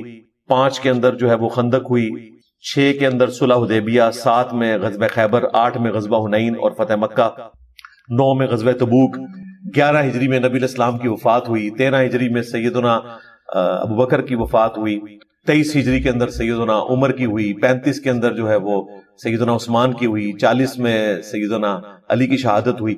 اس طرح اسلامک ہسٹری میں پھر وہ جو ہم بینچ مارک رکھے ہوئے ہیں، پھر ائمہ محدثین کی جو سن وفات ہیں، 150 ہجری امام حنیفہ کا ہے، امام شافعی کا 204 ہجری ہے، 241 ہجری احمد بن حنبل کا ہے، امام مالک کا 179 ہے، امام بخاری کا 256 ہے، امام مسلم کا 261 ہے، یہ سارے کے سارے چلتے ہیں۔ اور آج الحمدللہ محرم 1447 ہجری میں بیٹھے ہیں الحمدللہ۔ ماشاءاللہ۔ اچھا سر، میں تاریخی طور پہ مجھے جو اس 10 محرم، ایک تو یہ امام حسین علیہ السلام کی وجہ سے محرم اور خاص طور پر 10 محرم اہمیت اختیار کر گیا، لیکن واقعہ کربلا کے علاوہ 10 محرم کو کئی اور بھی تاریخی واقعات اسی دن ہوئے ہیں، اور بہت سارے ہمیں پتہ چلتے ہیں۔ وہ واقعات کیا ہوئے ہیں جو 10 محرم والے دن؟ دیکھیں تاریخ میں تو کافی سارے واقعات ہیں جو رپورٹ ہوئے ہیں کہ سیدنا نوح علیہ السلام کو اللہ تعالیٰ نے نجات دی 10 محرم کے دن، لیکن احادیث کے اندر جو چیز آئی ہے اسپیسیفکلی وہ بخاری اور مسلم میں آیا کہ نبی علیہ السلام جب ہجرت کر کے مدینہ شریف تشریف لائے تو اس وقت یہودی جو ہے وہ 10 محرم کا روزہ رکھا کرتے تھے، عاشورہ کا۔ آپ علیہ السلام نے پوچھا کیوں رکھتے ہو؟ تو انہوں نے کہا اس دن اللہ تعالیٰ نے فرعون کو غرق کیا، تو موسیٰ علیہ السلام نے شکرانے کے طور پر 10 محرم کا روزہ رکھا تھا۔ تو ہم اسی یاد کو تازہ کرتے ہیں. تو آپ علیہ السلام نے فرمایا کہ ہم زیادہ حقدار ہیں موسیٰ علیہ السلام کی پیروی کرنے کے. تو آپ نے صحابہ کرام کو مشورہ دیا کہ تم بھی 10 محرم کا روزہ رکھا کرو. بخاری مسلم میں بس اتنی حدیث ہے. مسلم شریف میں آتا ہے کہ صحابہ کرام نے عرض کیا کہ آپ علیہ السلام تو ہمیں یہود و نصارہ کی مشابہت سے منع فرماتے ہیں, تو 10 کی اگر ڈیٹ کامن ہو جائے گی تو یہ تو مشابہت ہو جائے گی. تو آپ نے فرمایا کہ پھر اگلے سال میں زندہ رہا تو میں 9 کا بھی روزہ رکھوں, لیکن اگلے سال آپ وفات پا گئے. اب الٹیمیٹلی اس وقت امت کا عقیدہ یہ ہے کہ آپ نے 2 روزے رکھنے ہیں, 9 اور 10 کا. اسی حدیث کو امام ترمذی نے لیا ابن عباس سے ہی, اور انہوں نے ابن عباس کا قول نقل کیا کہ وہ کہتے تھے کہ 9 اور 10 2 روزے رکھو. اس کی پوری سند سنن کبریٰ البیہقی کے اندر موجود ہے کہ 9 اور 10 2 روزے رکھو, یہودیوں کی مخالفت کرو. ایک کمزور روایت ہے مسند احمد میں کہ 10 سے پہلے 1 روزہ ملا لو یا 10 کے بعد 1 روزہ ملا لو, مخالفت ہو جائے گی. تو یہ بھی اجتہاداً درست ہے. بیسیکلی آپ نے 2 روزے رکھنے. اور حیران کن بات ہے, سید عائشہ سلام اللہ علیہا کہتی ہیں کہ جو مشرکین عرب ہے نا, قریش مکہ, وہ بھی 10 محرم کو روزہ رکھا کرتے تھے. بخاری مسلم میں آتا ہے. تو نبی علیہ السلام جب مکے میں تھے آپ 10 محرم کا روزہ رکھتے تھے, اور جب تک رمضان کا روزہ فرض نہیں ہوا تھا یہ روزہ فرض تھا. بخاری مسلم میں آتا ہے جب رمضان کی فرضیت آئی تو پھر نبی علیہ السلام نے اس کو نفلی کر دیا, جس کی مرضی رکھ لے جس کی مرضی چھوڑ دے. آج کی ڈیٹ میں 9-10 محرم کا روزہ نفلی روزہ ہے. اور مسلم شریف میں حدیث ہے, میں اللہ سے امید کرتا ہوں کہ جو عاشورہ 10 محرم کا روزہ رکھے گا اللہ تعالیٰ اس کے سابقہ 1 سال کے گناہوں کو معاف کر دے گا. یہ اس کی فضیلت ہے. اچھا سر, ایک تو محرم میں آپ نے کہا کہ افضل عبادت ہے 9 اور 10 کا روزہ, اس کے علاوہ کیا کیا عبادت کرنی چاہیے, عبادات کرنی چاہیے؟ بہت سارے ہمیں علماء سناتے ہیں کہ آپ نفل پڑھیں, آپ نمازیں پڑھیں, آپ فلاں صدقہ دیں, آپ سبیلیں لگائیں, آپ کچھ اور کریں. تو اس طرح کی کوئی چیزیں رپورٹ نہیں ہوئی ہیں. یہ ہماری ایک کلچرل چیز ہے. ظاہر ہے امت کے دل دکھے میں 10 محرم کے واقعے کی وجہ سے. اس کی وجہ سے اہل سنت کے ہاں بھی اور اہل تشیع میں تو ہے کہ وہ 10 دن سبیل لگاتے ہیں. ایک کلچرل چیز ہے جس کو انہوں نے اڈاپٹ کیا ہوا ہے. ریلیجن میں ایسی کوئی چیز نہیں. نہ ریلیجن میں کوئی ایسی چیز ہے کہ آپ محرم کے مہینے میں شادی نہیں کر سکتے, یا محرم کے مہینے میں کوئی نیا لباس نہیں پہن سکتے, یا اس قسم کی ایکٹیویٹیز. ہاں, جن کی اپنی ایک عقیدت والا معاملہ ہے وہ اپنی جگہ ہے, اس کو شریعت بنا کے پیش نہ کریں. نبی علیہ السلام نے اس قسم کا کوئی معاملہ تعلیم نہیں فرمایا. جو لوگ کرتے ہیں ہم انہیں کرٹیسائز نہیں کرتے, ہم کہتے ہیں اس سے شریعت بنا کے پیش نہ کریں. آپ کا ذاتی شغف ہو سکتا ہے, وہ تو نبی علیہ السلام کا بھی صحیح بخاری میں آتا ہے کہ وحشی کا اسلام قبول کر لیا لیکن فرمایا کہ مجھے اپنی شکل تم نے پوری زندگی نہیں دکھانی, مجھے اپنا چچا یاد آتا ہے. حالانکہ نبی علیہ السلام حریص علیکم بالمؤمنین رؤوف الرحیم ہے. اس کے باوجود آپ صلی اللہ علیہ وآلہ وسلم نے وحشی کو کہا کہ اپنی شکل مجھے نہیں دکھانی, مجھے اپنا چچا یاد آتا ہے. تو آپ کے دل میں جو غم حمزہ تھا وہ ہمیشہ تازہ رہا. 5 سال بعد 5 سال بعد 3 ہجری میں احد ہوئی, اور یہ فتح مکہ 8 ہجری میں 5 سال بعد. اچھا سر, واقعہ کربلا پوری مسلم ہسٹری کا وہ واقعہ ہے, ہماری تاریخ کا بھی مذہب کا بھی, کہ جس کے بعد اتنی دراڑیں پڑی ہمارے مذہب میں, ہمارے دین میں, کہ جو آج تک ہیں. واقعہ کربلا کا اگر مختصر قدر ٹو دا پوائنٹ, ورنہ تو اس پہ کئی گھنٹوں آپ بول سکتے ہیں کہ اس کا پس منظر کیا تھا اور وہ کیا عوامل تھے کہ بات واقعہ کربلا تک پہنچ گئی. دیکھیں یہ تو پورا مقدمہ ہے. اس کے اوپر اگر کسی کو شوق ہے تو وہ مولانا مودودی رحمہ اللہ کی کتاب ہے خلافت و ملوکیت, وہ پڑھیں. اس پہ چند لوگوں کا اعتراض تھا کہ جی اس میں کچھ تاریخی حوالے ہیں, حالانکہ زیادہ تر انہوں نے احادیث سے حوالے دیے. تو میں نے اس کی سپورٹ میں ریسرچ پیپر لکھا, 200 احادیث جمع کی, اکثر بخاری مسلم سے. واقعہ کربلا کا حقیقی پس منظر 72 صحیح الاسناد احادیث کی روشنی میں. اس میں روایتیں 200 ڈالی, 72 کی نسبت شہدائے کربلا کی نسبت سے رکھی, اور تمام صحیح روایتیں اس میں جمع کی جو محدثین نے تحکیم کے ذریعے ڈکلیئر کی ہیں. تو وہ مقدمہ خلافت و ملوکیت کو سپورٹ کرتا ہے. بیسیکلی تو اوائل اسلام میں ہی 2 خاندان ایسے تھے جو مکے کے اندر ڈومیننٹ تھے. بنو ہاشم کے پاس تولیت تھی حرم مکہ کی, اور جو بنو امیہ تھا وہ وہاں کے کاروباری معاملات کو لے کے چلتا تھا. اللہ تعالیٰ نے بنو ہاشم کو چن لیا پیغمبری کے لیے, اس کی وجہ سے وہ ایک ڈومیننٹ ہو گئے. شروع میں لوگ ریلیکٹنٹ ہوئے. بنو امیہ کے چند ایک لوگوں نے اسلام قبول کیا جس میں ڈومیننٹ سیدنا عثمان ہے رضی اللہ تعالیٰ عنہ, لیکن میجورٹی ظاہر ہے وہ ایک ٹسل میں آ گئی. وہ تو فتح مکہ کے موقع پر جب اللہ تعالیٰ کی اتنی بڑی غیبی مدد دیکھی تو اس وقت پھر حضرت ابو سفیان رضی اللہ تعالیٰ نے بھی اسلام قبول کر لیا. ان کی وائف جو ہند تھی انہوں نے بھی کیا. یہ ہندا لفظ غلط ہے, لفظ ہند ہے. تو وہ سارا معاملہ تو وقتی طور پہ ظاہر نبوت کی وجہ سے دب گیا, لیکن ظاہر ہے ایک چیز اندر ہی اندر ایک قبائلی تعصب وہ چیزیں چل رہی تھی. اسلام نے اس کو کسی طریقے سے دبا دیا. وہ پھر شروع میں تو نکلا جب سیدنا ابوبکر صدیق رضی اللہ تعالیٰ عنہ کی خلافت کا موقع آیا تو اس وقت سیدنا علی کو بھی مشورہ دیا حضرت ابو سفیان نے کہ یہ ایک چھوٹے قبیلے کا بندہ مسلمان خلیفہ چن رہے ہیں بنو تیم سے، اور تم بنو ہاشم ہو، ہم بنو امیہ ہیں، تو ہم ان سے خلافت چھینتے ہیں. تو سیدنا علی نے ایک جملہ بولا، اور یہ کسی کو برا نہ لگے، یہ صرف تاریخ میں رپورٹ نہیں ہوا بلکہ پیر میر علی شاہ صاحب نے باقاعدہ اس کو کوٹ کیا اپنی کتاب تصفیہ ما بین سنی و شیعہ، کتاب ہے ان کی مشہور، وہ سب کے نزدیک ایک ریسپیکٹیبل پرسنالٹی ہیں گولڈا شی والے. وہ کتاب بڑی پازیٹیو لکھی ہے انہوں نے، اس میں انہوں نے اس واقعے کا ذکر کیا ہے، اور بیسیکلی انہوں نے سنیت کا مقدمہ شیعہ کی عدالت میں رکھا ہے کہ دیکھیں اہل سنت سیدنا علی کو کیا رسپیکٹ دیتے ہیں. تو سیدنا علی نے حضرت ابوبکر کی خلافت کے خلاف کوئی اقدام نہیں کیا، ابو سفیان کا مشورہ نہیں مانا، بلکہ انہوں نے کہا کہ جب تو کافر تھا اس وقت بھی اسلام دشمنی کر رہا تھا اور اب مسلمان ہو کے بھی اسلام دشمنی کر رہا ہے، مسلمان ایگری کر چکے ہیں، میں اسی کو کنٹینیو کروں گا. اور بخاری مسلم میں آتا ہے 6 مہینے کے بعد انہوں نے بیعت بھی کر لی الحمدللہ. اس وقت تو معاملہ یہ سیٹل ہو گیا، پھر اس طرح سلسلہ چلتا رہا. اصل مسئلہ ہوا ہے سیدنا عثمان رضی اللہ تعالیٰ عنہ کے دور خلافت میں، جب ان کے چند ایک جو نوخیز جن کو ہمارے وہ منصور بھائی کہتے ہیں لونڈے لپاڑے، چھوٹی عمر کے جو بچے تھے، تالیف قلب کے لیے ان کو گورنری کے عہدے سیدنا عثمان نے دیے بنو امیہ کے لوگوں کو. بدنیتی نہیں تھی پیچھے، چاہتے تھے کہ چلو ان کو بھی تھوڑا سا ہم اپریشیٹ کریں اس حوالے سے کہ وہ اسلام قبول کیا. تو وہ اتنے ایکسپیرینس لوگ نہیں تھے، سیدنا عمر جیسی مینجمنٹ نہیں تھی سیدنا عثمان کی. تو بس وہاں سے معاملات پھر بگڑنے شروع ہوئے. صحیح بخاری میں آتا ہے لوگ شکایتیں لے کے حضرت علی کے پاس آتے تھے کہ ان گورنروں کو سمجھائیں، مال غنیمت میں خرد برد کرتے ہیں. پھر سیدنا عثمان کو بھی وہ سمجھاتے تھے. الٹیمیٹلی رعایا سیدنا عثمان کے خلاف ہوئی اور ان کی مظلومانہ شہادت ہوئی. بیسیکلی یہ آپ سمجھ لیں ایک بہت بڑی دراڑ یہاں سے سٹارٹ ہوئی. اس سے پہلے سٹارٹ ہوئی جو سیدنا عمر کی شہادت تھی، کیونکہ بخاری مسلم میں حدیث ہے کہ میری امت اور فتنوں کے درمیان ایک دروازہ ہے، جب اس دروازے کو توڑ دیا جائے گا تو امت پہ فتنے ٹوٹ پڑیں گے. جیسے ڈیم کا دروازہ ٹوٹتا ہے تو پانی آ جاتا ہے، اور وہ دروازہ عمر ہے. ہمارے استاد ڈاکٹر اسرار صاحب رحمہ اللہ تعالیٰ، چونکہ ان کی اس فیلڈ میں ایکسپرٹیز نہیں تھی، تو وہ سیدنا عثمان کی شہادت سے سٹارٹ کرتے تھے. تو میں نے ان کو ریبٹل کیا تھا کہ نہیں، نبی علیہ السلام نے اسے سیدنا عمر کی شہادت سے سٹارٹ کیا. اس کے پیچھے ریزن یہ ہے کہ سیدنا عمر کی مینجمنٹ بڑی مضبوط تھی. سیدنا عثمان 72 ایئرز کی ایج میں خلیفہ بنائے گئے، اور ایک ایجڈ بندہ، پھر ان کی طبیعت کی نرمی، اور پھر اس سے بڑھ کر مروان بن حکم اور اس کا والد جن کو نبی علیہ السلام نے مدینہ بدر کیا تھا، وہ ان کو لے آئے اور اپنی بیٹی کا رشتہ بھی کر دیا. وہ پریکٹیکلی آپ سمجھ لیں اس نے ساری وہ حکومت سنبھالی ہوئی تھی. اوپر سیدنا عثمان رضی اللہ تعالیٰ عنہ کی خلافت کی موروں کو وہ مس یوز کرتا تھا. اس کی وجہ سے پھر عوام خلاف ہونا شروع ہوئی. سیدنا عثمان پھر ڈسیزن کرتے تھے اور لوگوں کی ریمیڈیز کرتے تھے.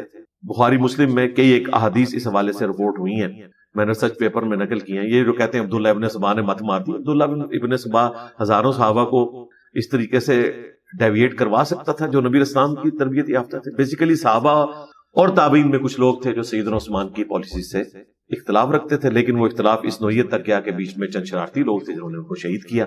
تو سیدنا عمر کی شہادت سے معاملہ شروع ہوا. سیدنا عثمان کی شہادت کے اوپر دراڑ اور کھل گئی، اور اب سیدنا علی پیچھے بچے تھے، کیونکہ 6 رکنی کمیٹی جو بخاری مسلم میں آتا ہے اس میں آخر میں ٹائی میں 2 بندے رہ گئے تھے. اب سیدنا علی ایک ایسی پرسنالٹی تھے جن پہ حضرت عثمان کے مخالفین بھی ایگری کرتے تھے اور عثمان رضی اللہ تعالیٰ عنہ کے چاہنے والے بھی. اور انہوں نے کہا کہ آپ خلافت سنبھالیں. انہوں نے کہا میں خلافت سنبھالوں گا تو لوگ قتل عثمان میرے متھے مار دیں گے، تو میں خلافت قبول نہیں کروں گا. لوگوں نے کہا کہ آپ کے سوا اس مسئلے کو کوئی سنبھال نہیں سکتا. تو پھر انہوں نے کہا کہ پھر میں مسجد نبی میں بیٹھوں گا، جس نے اختلاف کرنا ہے ابھی کرو، بعد میں پھر مجھ سے کوئی اختلاف نہ کرے. یا تو میں گوشہ نشینی کی زندگی اختیار کروں گا یا پھر میں عدل و انصاف سے کام کروں. اس وقت تو لوگ ایگری کر گئے کہ جی ٹھیک ہے ہمیں عدل و انصاف چاہیے، لیکن وہ مولا علی کا عدل و انصاف پھر کسی کو ہضم ہونا تھا. تو اس ٹائم تو سب نے بیعت کر لی. سیدنا علی نے پہلا ایگزیکٹو آرڈر یہ جاری کیا کہ عثمان رضی اللہ تعالیٰ عنہ کے سارے گورنر معزول کیے جاتے ہیں، جن کی وجہ سے سیدنا عثمان کی شہادت ہوئی. سارے گورنر معزول ہو کے ظاہر خلافت کی ایک اتنی سٹرینتھ تھی، سوائے ایک گورنر کے حضرت معاویہ رضی اللہ تعالیٰ عنہ، انہوں نے یہ حکم ماننے سے انکار کر دیا، اور اسی کی وجہ سے سیدنا علی کو پھر جنگ صفین لڑنا پڑی. اور یہ سارا معاملہ ہوا، اور پھر صلح حسن کے اوپر وہ کنکلوڈ ہوئی. اب میں یہ بیچ والی کٹ دا سٹوری شارٹ کر رہا ہوں، جسے شوق ہے ہماری ویڈیوز دیکھیں. الٹیمیٹلی پھر صلح حسن میں جو شرائط طے پائیں، ظاہر صلح کا مطلب ہی شرائط کے اوپر ہوتا ہے. ان میں سے ایک شرط یہ تھی کہ اگر تو حضرت حسن زندہ رہے حضرت معاویہ کے بعد تو خلافت ان کے پاس واپس آئے گی، ورنہ امت کو شورا پہ چھوڑا جائے. اس وقت تو حضرت معاویہ ایگری کر گئے، لیکن وہی بات کہ جب ساتھ کے لوگوں نے سیدنا حسن کو بھی شہید کر دیا گیا تو پھر ساتھ کے لوگوں نے مشورہ دیا کہ حضرت آپ کا بیٹا جو ہے اس سے زیادہ اہل کون ہو سکتا ہے، تو آپ اسے نامینیٹ کریں. تو بخاری میں آتا ہے انہوں نے اپنی وفات سے 4 سال پہلے لوگوں سے بیعت لینا شروع کر دی، لیکن اس وقت بھی سیدنا حسین نے بیعت نہیں کی، اور عبداللہ ابن زبیر نے بھی بیعت نہیں کی، عبداللہ ابن عباس نے بھی بیعت نہیں کی، عبداللہ ابن عمر نے بھی بیعت نہیں کی. بعد میں عبداللہ ابن عمر نے کر لی کہ بھئی اس طرح نہ کریں آپ. اور پھر جب حضرت معاویہ فوت ہوئے 60 ہجری میں، پھر کوفے کے لوگوں نے خطوط لکھے سیدنا حسین کو کہ آپ یہاں شفٹ ہو جائیں، یہاں مولا علی کے چاہنے والے ہیں، کیونکہ خلافت کے آخری 5 سال انہوں نے یہاں گزارے ہیں، تو ہم پولیٹیکل سٹرگل لانچ کریں گے. سیدنا حسین جنگ لڑنے نہیں گئے تھے، بیوی بچوں کے ساتھ جنگ لڑنے نہیں آپ جاتے، وہ کوفے شفٹ ہو رہے تھے کہ وہاں سے ہم اپنی سٹرگل کو لانچ کریں گے، لیکن راستے میں انہیں روک کے مظلومانہ اس طریقے سے شہید کیا گیا. اور پھر امت کے دل میں یہ جو دراڑ پڑی تھی اور کھلی ہوگی کہ یار دیکھو پہلے حضرت علی کا ساتھ نہیں دیا، حضرت علی تو تینوں خلفاء کے ساتھ رہے، جب ان کی باری آئی تو انہوں نے جنگیں لڑنا شروع کر دی، اس کے بعد ان کے بیٹے حسن کو بھی زہر دے کے شہید کر دیا، اب حسین ابن علی کو بھی کربلا میں شہید کر دیا. پھر جو شیعان علی یعنی کہ حضرت علی کے گروہ کے لوگ، یہ شیعہ ٹرم پولیٹیکل تھی اس وقت، اب تو یہ مذہبی ٹرم بن چکی ہے. اس ٹرم میں جو ہے وہ اہل سنت بھی شیعان علی ہیں، ظاہر ہے ہم تو چاروں خلفاء کے ماننے والے ہیں. ان کے دل میں پھر ایک کلک آیا. پھر الٹا یہ جو کام شروع ہو گیا کہ بنو امیہ کے لوگوں نے ممبروں پر حضرت علی پہ سب و شتم کروانا شروع کر دیا. صحیح مسلم میں آتا ہے لعن اللہ ابا تراب، نعوذ باللہ، ابو تراب پر لعنت. صحیح مسلم 6229 نمبر حدیث ہے یہ. اس قسم کے جب غلیظ الفاظ نکلے تو پھر ظاہر نیچے سے ریونج آنا تھا، اور پھر اس ریونج کا نتیجہ یہ نکلا کہ شیعہ اس ایکسٹریم کو چلے گئے اور اہل سنت اس ایکسٹریم کو چلے گئے. لیکن اللہ کا شکر ہے ایک طبقہ جو اہل سنت منہج کے اوپر تھا وہ ہمیشہ اعتدال پر قائم رہا. اس کا ثبوت یہ ہے کہ جب عمر بن عبدالعزیز 99 ہجری میں خلیفہ بنے اور وہ بنو امیہ سے ہضم نہیں ہوئے، حالانکہ ان کے خلیفہ تھے، حساتی طور پہ بنے، 101 ہجری میں ان کو زہر دے کے قتل کر دیا. 38 سال عمر تھی، میری 47 ایئرز ہے، یعنی مجھ سے بھی وہ آلموسٹ 9-10 سال چھوٹے تھے، تو دنیا سے چلے گئے پوری دنیا کے اوپر اثر چھوڑ کے. انہوں نے آتے ہی بنو امیہ کے وہ سارے حکم ریورس کیے، زمینیں واپس کی. ایون فدق کا جو معاملہ تھا سیدنا ابوبکر کا ڈیسیژن بھی چینج کر کے وہ آل فاطمہ کے حوالے کر دیا اور اسلام کے پہلے مجدد قرار پائے. اسی لیے امام جعفر صادق رضی اللہ تعالیٰ عنہ کہا کرتے تھے کہ اس امت میں اگر مہدی کے مرتبے کو کوئی شخص پہنچ سکتا ہے تو وہ عمر بن عبدالعزیز ہے. اتنی ان کی رسپیکٹ، وہ پہلے اسلام کے مجدد ہیں. وہ ابو داؤد میں حدیث ہے صدی کے کنارے پہ مجدد آئے گا. تو 99 ہجری میں بنے، 101 ہجری میں ان کو شہید کیا گیا. انہوں نے آ کے اہل سنت کا قبلہ بالکل درست کر دیا. سیدنا علی پہ 60 سال سے جو سب و شتم تھا وہ ختم کروایا، وہ پھر دوبارہ نہیں ہو سکا. اللہ کا شکر ہے عمر بن عبدالعزیز وہ واحد مجدد ہیں جنہیں سنی اور شیعہ دونوں پہلی صدی کا مجدد مانتے ہیں. یہ ایک مجدد ہے جس پہ امت متفق ہے، اور آخری مجدد امام مہدی ہوں گے. بیچ میں اختلاف ہے، سنیوں کے اندر بھی اختلاف ہے، لیکن پہلا اور آخری سب کے درمیان جو ہے ایگریڈ اپان ہے. یہ میں نے آپ کو ساری ہسٹری اس لیے بتائی کہ اللہ کا شکر ہے اہل سنت کو میں بہتر اس لیے سمجھتا ہوں کہ انہوں نے غلو کا راستہ اختیار نہیں کیا، اس اعتبار سے کہ انہوں نے اہل بیت کے ساتھ بغض کا اظہار نہیں کیا اہل سنت کے محدثین نے.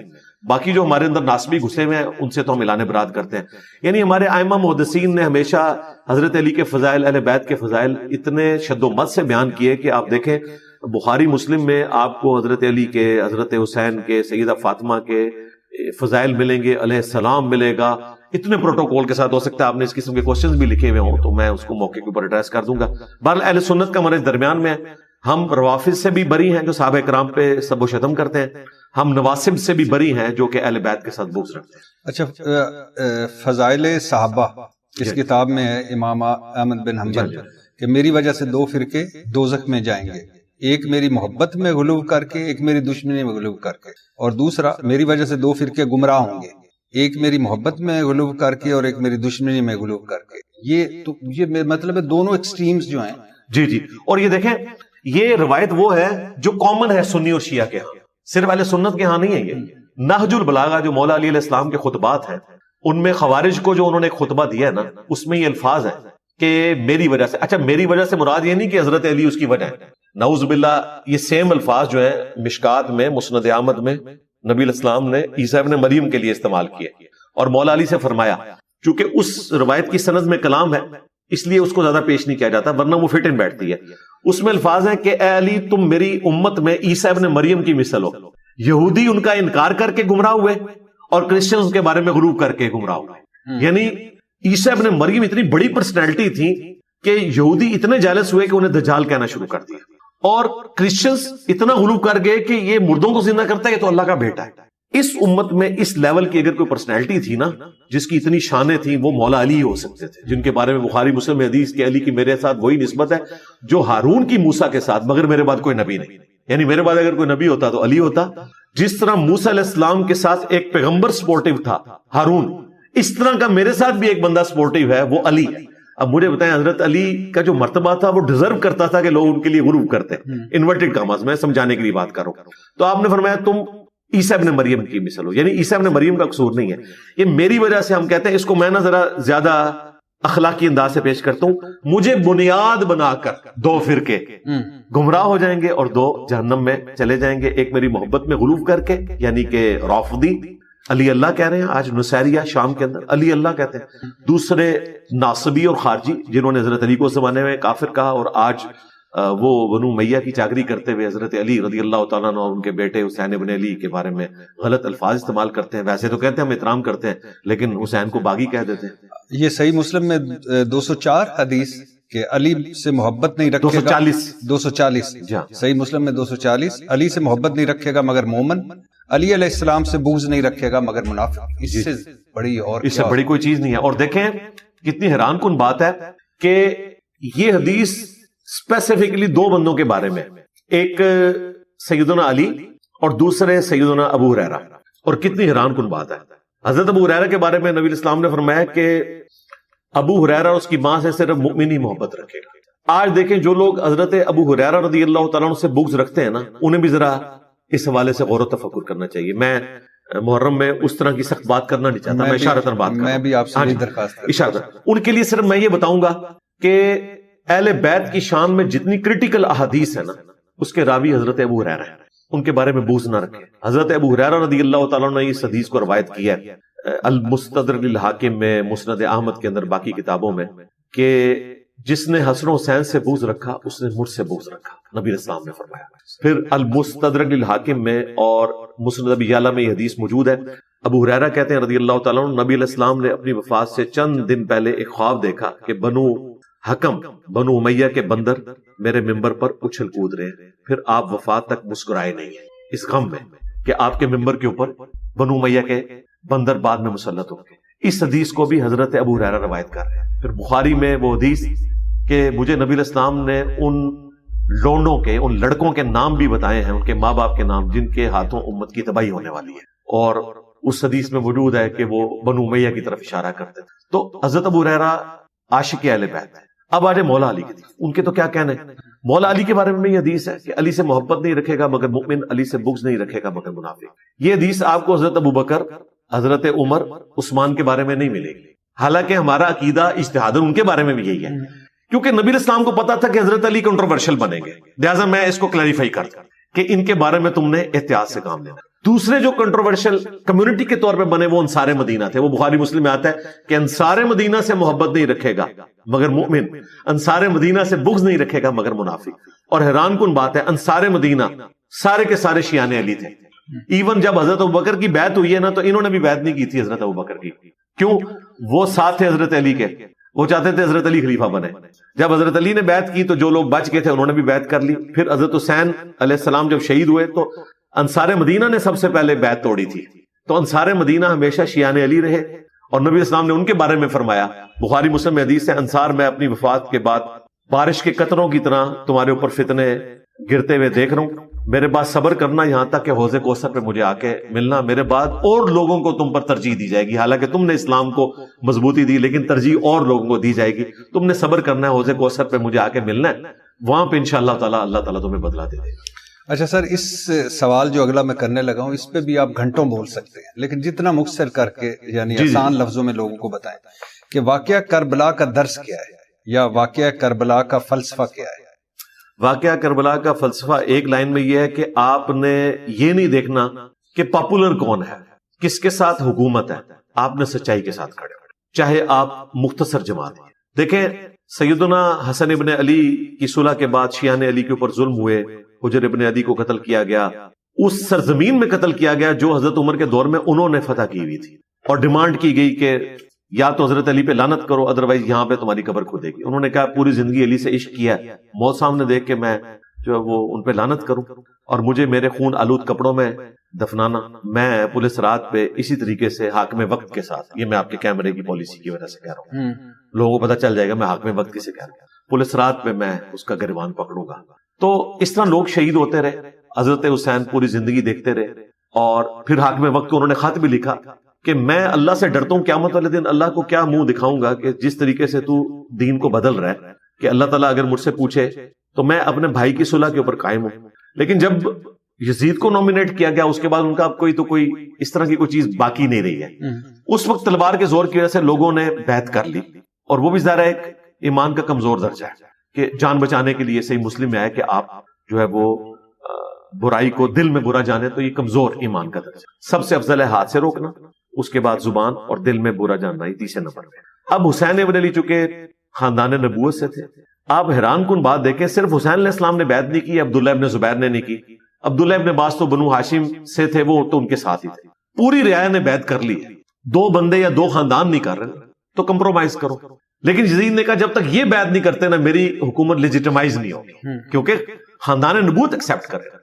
حسین ابن علی نے اس کو ایکسیپٹ نہیں کیا اور اپنے خون سے اختلافی نوٹ لکھا. ہمارے استاد مولانا اسحاق صاحب رحمہ اللہ کہا کرتے تھے کہ حسین ابن علی نے اپنے خون سے اختلافی نوٹ لکھا ہے کہ بے شک باقی سارے ایک طرف ہیں لیکن میں اختلافی نوٹ لکھوں، اور میں کوئی عام بندہ نہیں ہوں. جب میں مظلومانہ اس طریقے سے قتل کیا جاؤں گا تو پھر دنیا قیامت تک کے لیے یاد رکھے گی کہ خاندان نبوت نے جو پولیٹیکل انجینئرنگ کی گئی اور ریلیجن کو اور پالیٹکس کو الگ کیا گیا اور ایک خاندان کی حکومت مسلط کی گئی، اس کو خاندان نبوت نے ایکسیپٹ نہیں کیا. تو آج تک دیکھیں ایون حسین علیہ السلام کے جو مخالفین بھی ہیں نا، جب ان پہ بھی مشکل وقت آتا ہے نا تو وہ حسین علیہ السلام کو کوٹ کرتے ہیں. آپ یہاں پہ دیکھ لیں، میں یہاں پہ میں نام لینا بھی ضروری سمجھتا ہوں کیونکہ میں پازیٹیو بات کر رہا ہوں. ہمارے جو محبوب لیڈر ہیں مولانا فضل الرحمان صاحب حافظہ اللہ تعالی، جب وہ عمران خان صاحب کے دور میں دھرنا لے کے آئے تو اس وقت انہوں نے کہا یہ حسین علیہ السلام کی سنت ہے یزید کے خلاف کھڑے ہونا، اور انہوں نے اپنے اس دھرنے کو کربلا سے تشبیہ دی اور حاکم وقت کو یزید سے تشبیہ دی اور حسین علیہ السلام استعمال کیا. حالانکہ دیوبندی تو علیہ السلام یوز ہی نہیں کرتے. تو جب ان پہ مشکل وقت آتا ہے تو یہ حسین علیہ السلام بھی یوز کرتے ہیں، کربلا کو بھی یوز کرتے ہیں. ایون یہ داعش شیعہ کا قتل عام کیا، لیکن ان کے کچھ لوگ میرے پاس بھی آئے، بعد میں ڈکلیئر ہوا کہ یہ وہ لوگ تھے. یہ میں 7-8 سال پرانی بات کر رہا ہوں. ان کے جو اس وقت کے خلیفہ تھے وہ بھی حسین علیہ السلام کی بات کرتے تھے. تو حسین علیہ السلام ہمیشہ لوگ کوٹ کرتے ہیں اپنے مقاصد. آج کل بھی آپ دیکھتے ہیں پولیٹیکل لیڈرز ایک دوسرے کے لیے جی یہ حسین ہے، یہ یزیدی حکومت ہے، اور جب وہ دوبارہ حکومت میں آئیں گے تو وہ پھر یزید بن جائیں گے، دوسرے پھر حسین بن جائیں گے. وہی یہ سارا سلسلہ. اس لیے میں کہتا ہوں یار پاکستان کی پالیٹکس سے نا حسین علیہ السلام کو لادا رکھیں. میں پروٹیسٹ کرتا ہوں جو بھی اس ٹرم کو یوز کرتے ہیں یزید حسین کی ٹرم نہ یوز کریں. نہ آپ حسین ہیں اور نہ آپ کے مخالفین یزید ہیں، ان سب کے اپنے پولیٹیکل ایجنڈے. تو حسین ابن علی نے اختلافی نوٹ لکھا کہ چاہے دنیا ایک طرف کھڑی ہو، آپ نے سچائی کے لیے کھڑے ہونا ہے اور قربانی دینی ہے. یہ ہے شہادت کا فلسفہ. اور جو درس ہے کہ اس مشکل وقت میں بھی حسین ابن علی نے نماز نہیں چھوڑی.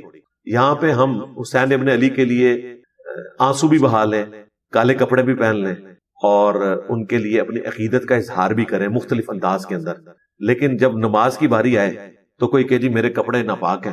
اور یہاں پہ بھی ہم دیکھتے ہیں، مجھے بڑا دکھ ہوتا ہے کہ میں تو اس حق میں ہوں کہ آرگنائز طریقے سے پروٹیسٹ، جلسے جلوس ہونے چاہیے، سڑکوں کے اوپر نہیں، گراؤنڈز کے اندر ہوں تاکہ ٹریفک بلاک نہ ہو، چاہے وہ میلاد کے ہوں محرم کے ہوں. لیکن جب نماز کی باری آتی ہے تو میجورٹی لوگ کہتے ہیں نہیں ہمارے کپڑے ناپاک ہیں.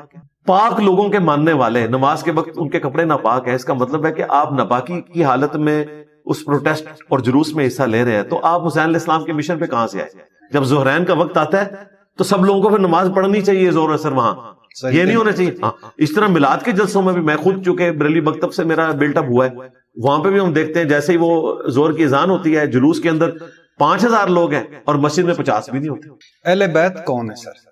اہل بیت علیہ السلام نبی صلی اللہ علیہ وآلہ وسلم کے خون کے رشتے کے لوگ اور آپ کے دودھ کے رشتے کے لوگ ہیں. آل علی، آل عقیل، آل جعفر، آل عباس، یہ ہیں اہل البیت جن سے نبی علیہ السلام کا رشتہ کبھی ٹوٹ نہیں سکتا.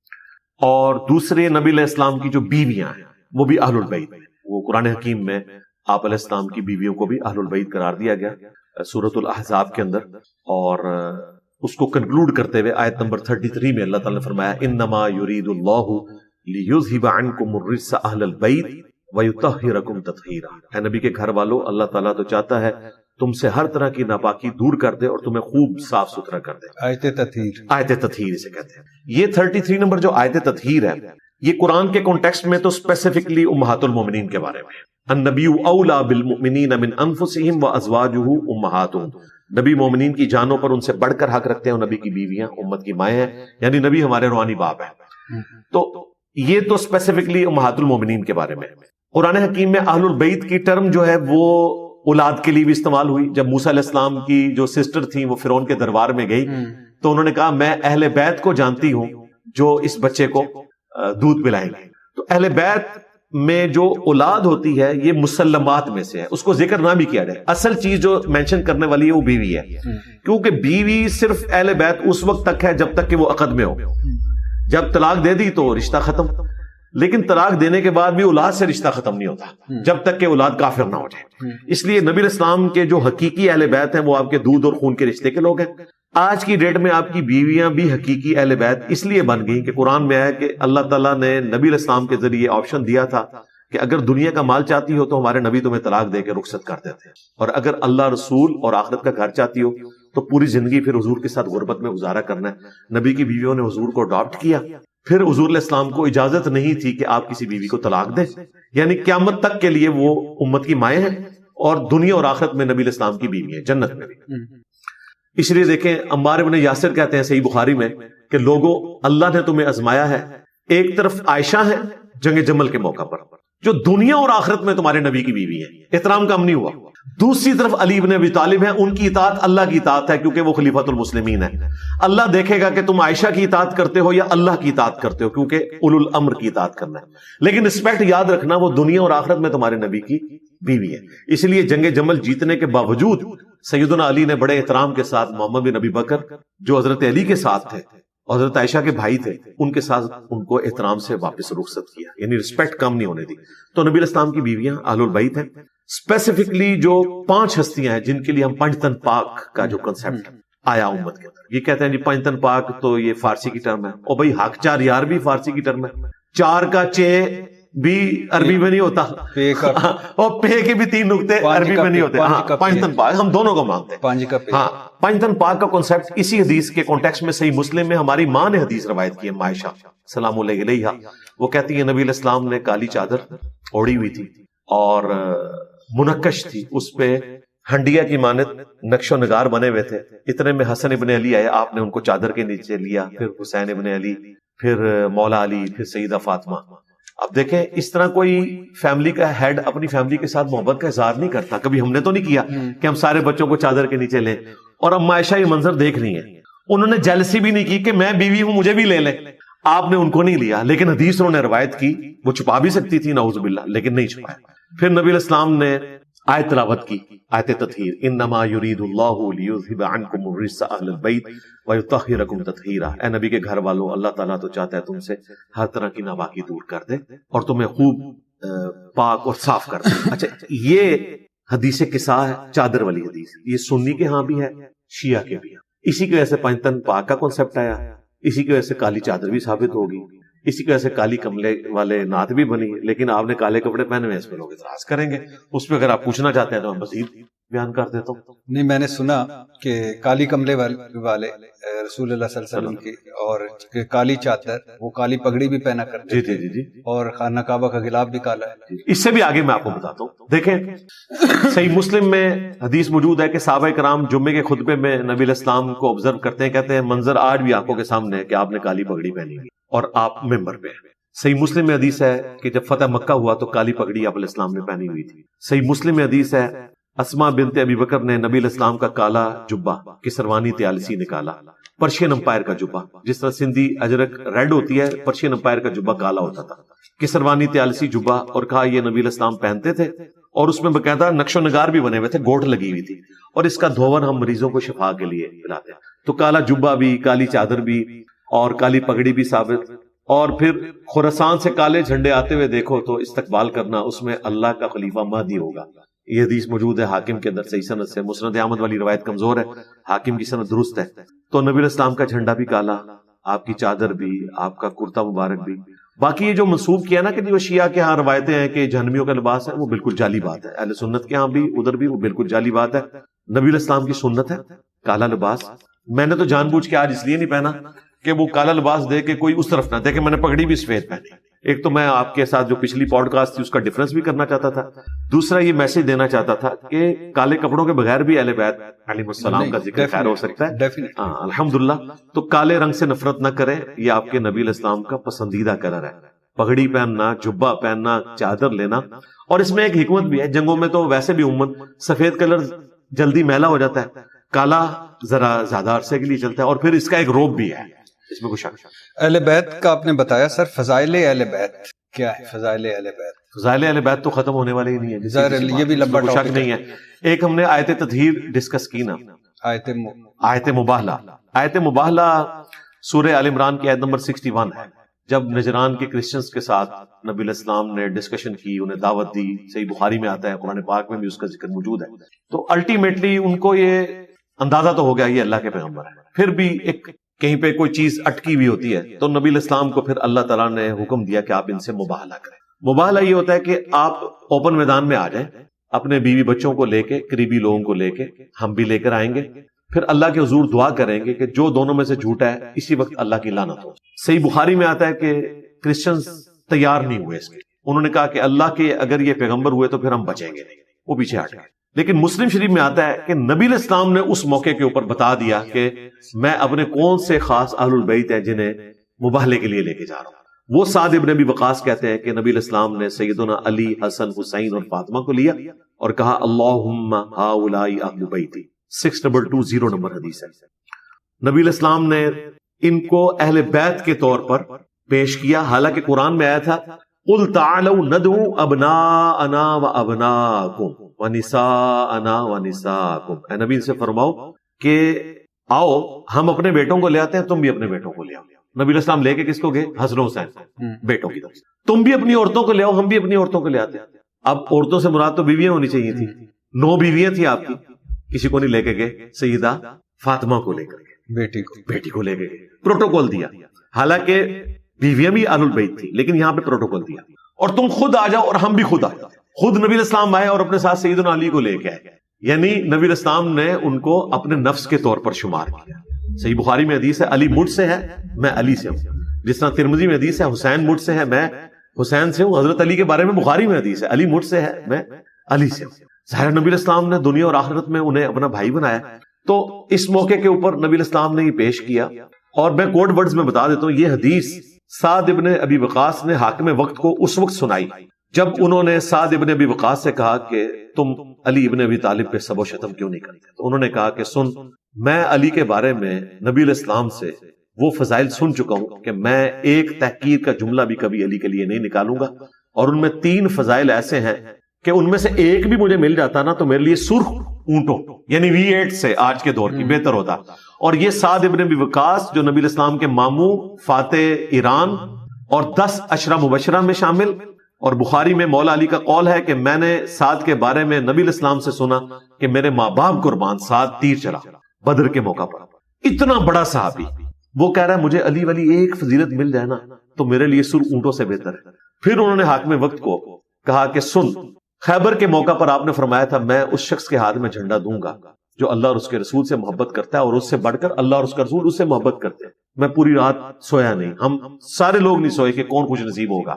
اور مسلم شریف میں یہ حدیث کے ساتھ یہ ایک اور حدیث ہے جس میں حضرت عمر کہتے ہیں یہ پہلا اور آخری موقع تھا مجھے بھی رشک ہوا کہ جھنڈا مجھے ملتا لیکن وہ علی کو ملا.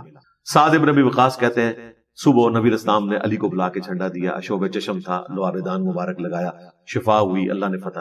دوسرا موقع تبوک کے موقع پر آپ نے کہا کہ علی کی میرے ساتھ وہی نسبت ہے جو ہارون کی موسیٰ کے ساتھ، مگر میرے بعد کوئی نبی نہیں. کیونکہ یہ پہلا اور آخری موقع تھا کہ اس جنگ میں حضرت علی ساتھ نہیں جا رہے تھے رومن امپائر کے خلاف.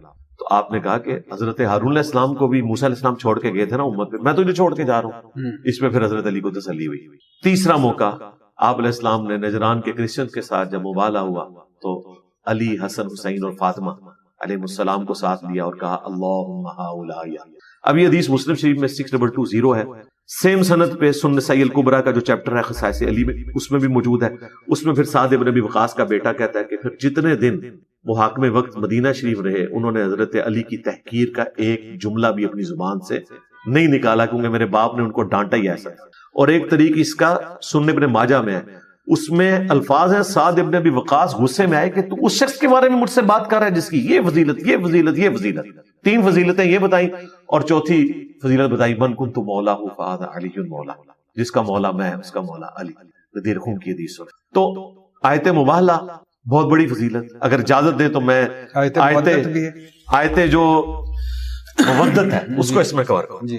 وہ بھی بڑی مشہور آیت ہے اور اس کے اوپر اختلاف بھی پایا جاتا ہے. میں آپ کے پلیٹ فارم کی وساطت سے اس کو بھی کلیئر کر دوں. قل لا اسألکم علیہ اجرا الا المودۃ فی القربى. اے نبی صلی اللہ علیہ وآلہ وسلم، تم فرماؤ کہ میں اس دعوت و تبلیغ کے بدلے میں تم سے کچھ نہیں ڈیمانڈ کرتا سوائے اس کے کہ میرے اہل قرابت کے ساتھ تم محبت کرو. ایک ترجمہ یہ ہے سوائے اس کے کہ جو میری تمہارے ساتھ رشتہ داری ہے اس کا تم خیال رکھ لو. کیونکہ مشرکین عرب قریش کے قبیلے کے لوگوں کو ریگارڈ کرتے تھے، تو نبی الاسلام بھی بنو ہاشم قریش کا قبیلہ تھا. صحیح بخاری میں آتا ہے کہ سعید ابن جبیر جو ابن عباس کے شاگرد تھے، وہ اس کی تعبیر اس اعتبار سے کرتے تھے کہ یہاں قربا سے مراد آل محمد ہے، اہل بیت محمد صلی اللہ علیہ وسلم. عبداللہ ابن عباس اس کی تفسیر یوں بیان کرتے تھے کہ اس میں یہ کہا جا رہا ہے کہ آپ رشتہ داری کی وجہ سے نبی الاسلام کے ساتھ حسن سلوک کرو. کافروں کو کہا جا رہا ہے. دونوں تفسیریں درست ہیں. میں سعید ابن جبیر والی تفسیر کو بھی درست سمجھتا ہوں، اس لیے کہ اگر کافروں سے یہ کہا جا رہا ہے کہ تم نبی الاسلام کی رشتہ داری کی وجہ سے، دین اگرچہ ڈیفرنٹ ہے، ایٹ لیسٹ خون کے رشتے کا خیال رکھو، تو مسلمانوں سے تو بدرجہ اولا ڈیمانڈ کی جائے گی کہ یہ تو تمہارے پروفٹ ہیں، تو ان کا آپ خیال رکھو، ان کے اہل بیت کا خیال رکھو. اور اس کو سپورٹیو صحیح بخاری میں حضرت ابو بکر کا قول ہے کہ محمد کے قرب کو محمد کے اہل بیت کے قرب میں تلاش کرو صلی اللہ علیہ وسلم. اور قربان جاؤں امام بخاری نے اس قول کو امہات المومنین کے چیپٹر میں نہیں ڈالا، حسن و حسین کے چیپٹر میں ڈالا، اہل بیت کے، تاکہ بتایا جائے کہ یہاں اہل بیت سے مراد وہ والے اہل بیت لیے جا رہے ہیں. اور جامعہ ترمذی میں حدیث ہے اللہ سے محبت کرو کہ ساری نعمتیں اس نے تمہیں دی ہیں، مجھ سے محبت کرو کہ میں اللہ کا رسول ہوں، اور میرے اہل بیت سے محبت کرو کہ ان کی نسبت میرے ساتھ.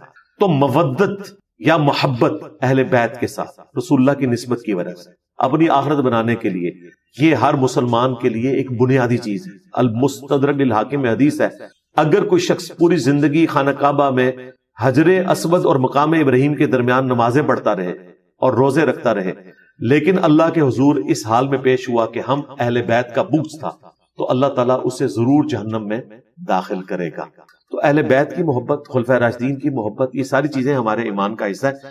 لیکن چونکہ اہل سنت کے ہاں کنٹروورشل اہل بیت بنے اس حوالے سے کہ ناسبی غصہ ہے، اس لیے میں ایمفسائز اس پہ کرتا ہوں. ہاں شیعہ کے ہاں تھوڑا غلو ہوا، لیکن وہاں اہل بیت کی محبت اس میں کوئی شک نہیں ہے کہ پروٹوکول کے ساتھ پائی جاتی ہے. اچھا، بہت سارے سوالات ہیں، بہت ڈھیر سارے سوالات ہیں، لیکن میں جب بھی وہ سوال سوچتا ہوں تو اس کا اینڈ کوئی اختلافی پہلو نکلتا ہے. آج 9 محرم ہے، کل 10 محرم ہے اور ذکر اہل بیت ہے. میں تو اس کو آج ایک عبادت سمجھ کے، حسین مجھ سے ہیں اور میں حسین سے ہوں، جس کا میں مولا اس کا علی مولا، اور 5 تن پاک اہل بیت.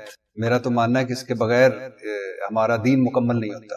تو آج آپ کی بھی مہربانی ہے کہ آپ نے یعنی گول مول کر کے وہ جہاں اختلافی موضوعات سے وہاں سے آگے اور میں بھی نہیں پوچھ رہا.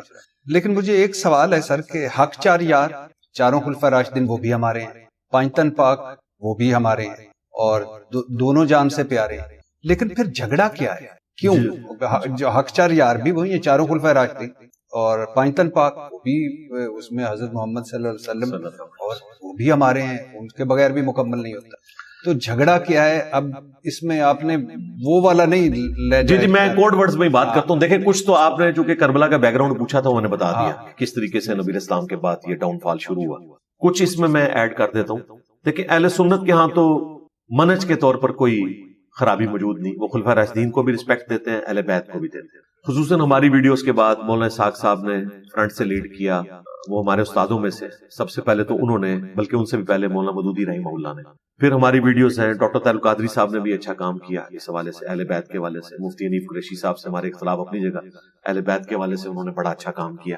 تو اب اللہ کا شکر ہے کہ وہ کوئی بکس اس حوالے سے اکا دکا لوگوں کو چھوڑ کے باقی نہیں ہے. اہل تشیع کے ہاں جو ہے وہ خلفۂ راشدین کے حوالے سے جو ماڈریٹ لوگ ہیں، جس طرح سید جواد نقوی صاحب، انہوں نے بڑی اچھی بات کی تھی، میں وہی کوٹ کروں گا کہ مولا علی علیہ السلام نے جن خلفاء کے ساتھ وقت گزارا، نبی علیہ السلام کے ساتھی ہونے کی وجہ سے ان کا احترام کیا اور ان کی خلافتوں کو ایکسیپٹ کیا. آج ہمیں بھی ان کی خلافت کو ایکسیپٹ کرنا چاہیے. ٹھیک ہے، اختلاف رائے شروع میں تھا، لیکن بعد میں حضرت علی نے کمپرومائز کیا. یہ کہتے ہیں جی امت کے وسیع تر مفاد میں کمپرومائز کیا. جب کر لیا تو ٹھیک ہے. جہاں حضرت علی کی جنگ ہے ہم آج تک جنگ رکھتے ہیں. جہاں آپ نے بوڑھے وقت میں تلوار اٹھائی وہاں پہ ہماری بھی جنگ ہے، لیکن اس میں بھی سیدہ عائشہ سلام اللہ علیہا ان کو معاف کر دیا. سیدنا طلحہ زبیر تو ویسے ہی جنگ چھوڑ کے انہوں نے بھی معذرت کر لی. جنگ جمل کے لوگ تو ویسے ہی سائڈ پہ ہو گئے. جنگ صفین میں بھی جو لوگ بےچارے ورگلائے گئے ان کا معاملہ الگ، ان کے بارے میں بھی مولا علی نے پھر فرما دیا کہ ان کے جو سربراہ ہیں ان کے ساتھ قیامت والے دن اللہ کے حضور میرا معاملہ طے ہوگا. باقی جو ان کے مقتولین ہیں اور ہمارے مقتولین وہ بھی جنت میں. تو ہم اس میں بس اتنا ہی بیان کریں جتنا قرآن و حدیث میں آئے. کسی صحابی کی رسپیکٹ کم نہ ہو، انسان تھے، غلطی ہو سکتی ہے. حق حضرت علی کے ساتھ ہے، یہ اہل سنت کا بھی عقیدہ ہے، اہل تشیع کا بھی عقیدہ. ہم حق چار یار کا مطلب یہ سمجھتے ہیں کہ چاروں خلفاء حق پہ ہیں اور ان کے مخالفین جو ہیں وہ اجتہادی غلطی کے اوپر ہیں. خلیفہ راشد کی پیروی کا ہمیں حکم تھا. جامعہ ترمذی میں، سنن ابی داؤد میں، ابن ماجہ میں حدیث ہے، علیکم بسنتی وسنت الخلفاء الراشدین المہدیین، اور سٹارٹ ہوتا ہے تم میرے بعد بہت اختلاف دیکھو گے. یہ آپ کے آخری خطبات میں سے ہے. اور وہ ارباز بن ساریہ کہتے ہیں جب نبی علیہ السلام یہ خطبہ دے رہے تھے تو ہر آنکھ اشک بار تھی، جیسا کہ نبی علیہ السلام ہم سے رخصت ہو رہے ہیں. تو آپ نے فرمایا تم عنقریب بہت بڑا اختلاف دیکھو گے، اس وقت تم میری اور میرے خلفۂ راشدین کی سنت کو مضبوطی سے پکڑ لینا اپنی داڑھوں سے، اور دین میں نئی نئی بدعتوں سے بچنا. تو دیکھیں سیدنا ابوبکر کے خلاف ہزاروں لوگ کھڑے ہوئے، مرتدین کھڑے ہوئے، منکرین زکات کھڑے ہوئے، جھوٹے پیغمبر دو کھڑے ہوئے ان کے ماننے والے. ہم حضرت ابوبکر کے ساتھ ہیں. سیدنا عمر کا دور اس اعتبار سے فتنوں سے پاک تھا کہ ہمیں صرف رومنز اور پرشینز کے ساتھ لڑنا پڑا.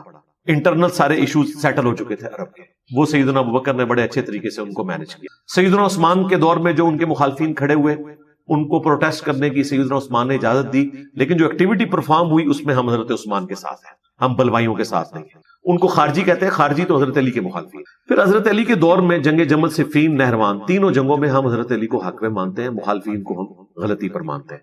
ان میں جو اصحاب ہیں ان کا احترام اپنی جگہ، لیکن جو غلطی ہے وہ غلطی ہے. تو اگر اس کو دیکھ کر آگے معاملات کو لے کے چلا جائے اور حضرت علی کے ساتھ کھڑے ہوں آپ.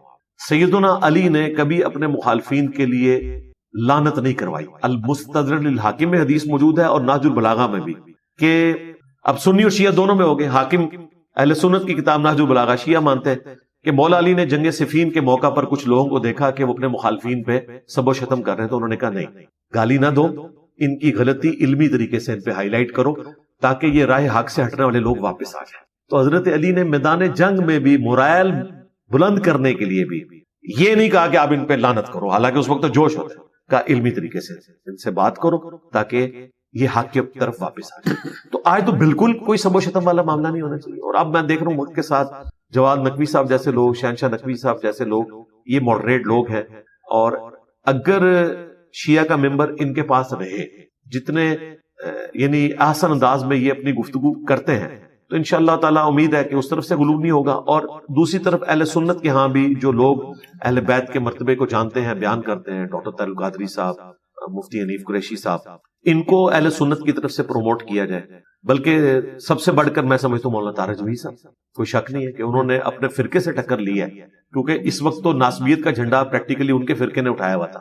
تو وہ نکلے دیوبند سے، اور اہل حدیث سے مولانا اسحاق صاحب نکلے. اللہ تعالیٰ نے وہ دو بڑے فرقے جن کے اندر ناسبیت کے جراثیم تھے، دو بڑے بندے نکالے، اور دیکھیں انہوں نے سپر سیڈ کیا. انڈیویجول ہوتے ہوئے ان کی دعوت سپر سیڈ کر گئی. ایسے لوگوں کو پروموٹ کیا جائے، اپنے اپنے فرقے کے لوگوں کی بات لوگ سن لیتے ہیں، اور اہل بیت کا مرتبہ لوگوں کو بتایا جائے. خلفائے راشدین کا تو الحمدللہ ہمارے پلیٹ فارم سے بھی بیان ہو رہا ہے، باقی لوگ بھی کر رہے ہیں. تو ان چکروں سے باہر نکل کے امت کو جو ہے وہ کامن ٹرم کے اوپر جوڑا جائے.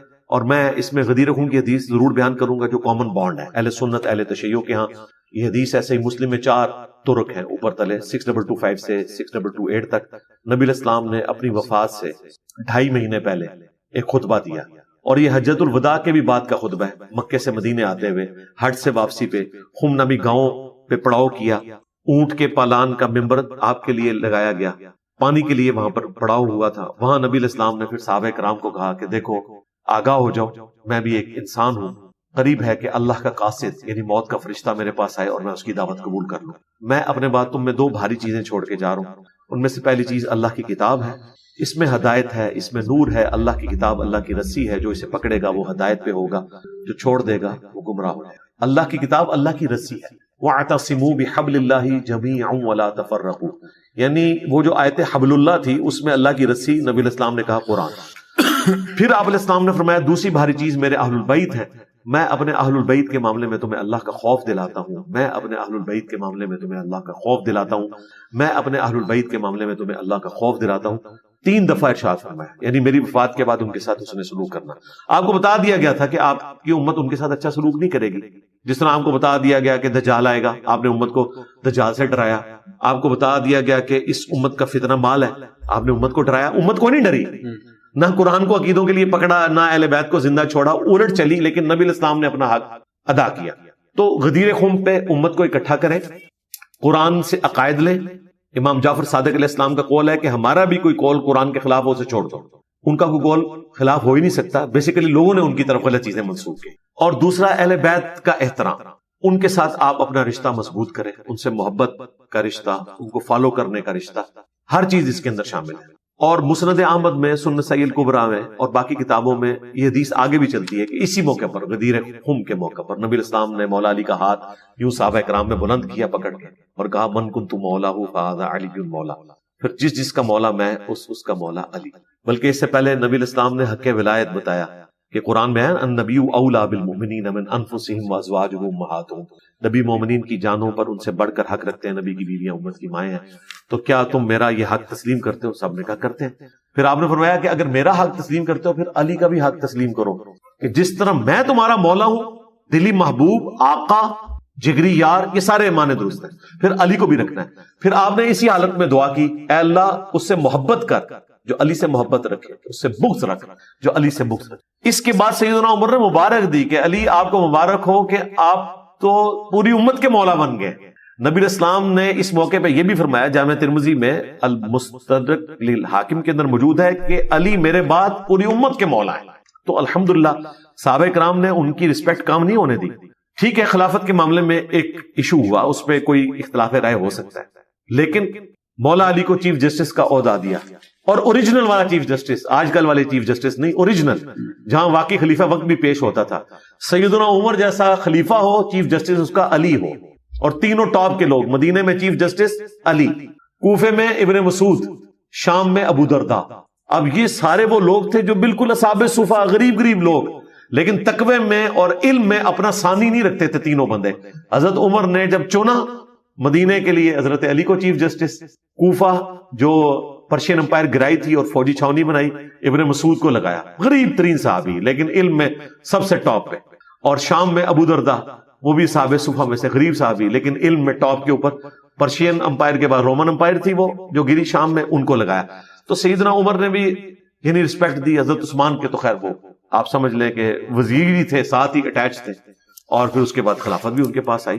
تو یہ پازیٹیو چیزیں کافی موجود ہیں سنی اور شیعہ کے ہاں, ان کو ہائی لائٹ کیا جائے اور اس فرقہ واری سے باہر نکلے. ہاں سیدھی بات ہے, حق چار یار بھی ہمارے, جی الحمدللہ, اہل بیت بھی ہمارے, پنجتن پاک بھی ہمارے, علی علیہ السلام بھی ہمارے, حسین علیہ السلام بھی ہمارے. بلکہ اب تو یعنی میں کئی لوگوں کو میں نے دیکھا کہ اب وہ یعنی نوجوان ہمارے بعد کے سم ٹائم ڈسکس کرتے ہیں اور کہتے ہیں کہ پتہ ہے رضی اللہ تعالیٰ عنہ بھی جائز ہے اور علیہ السلام بھی جائز ہے. میں حیران رہ گیا, اور یعنی میں نے کہا کیسے پتہ چلا؟ آپ کا انہوں نے کہا اور ایک دو لوگوں کا کہا کہ اب ہمیں پتہ چلا ہے. اچھا اس میں تھوڑا ویلیو ایڈیشن کر دوں. دیکھیں علیہ السلام تھوڑا سا ہی غور کرتے ہیں, انہیں پتہ چل جاتا. یہ قبرستان جا کے کیا دعا پڑھتے ہیں؟ السلام علیکم اہل الدیار من المؤمنین والمسلمین. صحیح مسلم میں علیہ السلام کہہ رہے ہوتے ہیں پھر قبر رسول پہ کیا کہتے ہیں؟ السلام علیکہ یا رسول اللہ، السلام علیکہ یا ابا بکر، السلام علیکہ یا عمر رضی اللہ عنہ، یا ابا بکر نہیں کہتے ہیں۔ یہ بھی مصنف ابن ابی شیبہ میں، الموطا امام مالک میں حدیث موجود ہے، فضل الصلاۃ علی النبی میں، سنن کبری البیہقی میں۔ اچھا پھر نماز میں بخاری مسلم میں آیا السلام علینا وعلی عباد اللہ الصالحین، ہم پہ بھی علیہ السلام اور سارے نیک بندوں پہ علیہ السلام۔ پھر ہم ایک دوسرے کو ملتے ہیں السلام علیکم کہتے ہیں، کسی کا سلام بھجوانا ہوتا ہے تو کہتے ہیں سلام۔ پھر امام بخاری نے صحیح بخاری میں فاطمہ اور علی کے ساتھ لکھا علیہم السلام، 6318 نمبر حدیث، عربی والا نسخہ اسلام 360 میں مکتبۃ الشاملہ میں دیکھ لیں۔ اردو میں بعض لوگوں نے رضی اللہ عنہ کر دیا، عربی میں علیہ السلام ہی لکھا ہوا ہے، اردو میں رضی اللہ عنہ کر دیا۔ پھر حسین علیہ السلام کے ساتھ 3748 نمبر حدیث میں امام بخاری نے علیہ السلام لکھا، امام ابو داؤد نے علی علیہ السلام لکھا۔ اہل سنت کے ائمہ اہل بیت کے ساتھ علیہ السلام لکھتے رہے، اور اس سے بڑھ کر میں نے آپ کو قرآن و سنت سے اتنے حوالے دے دیے۔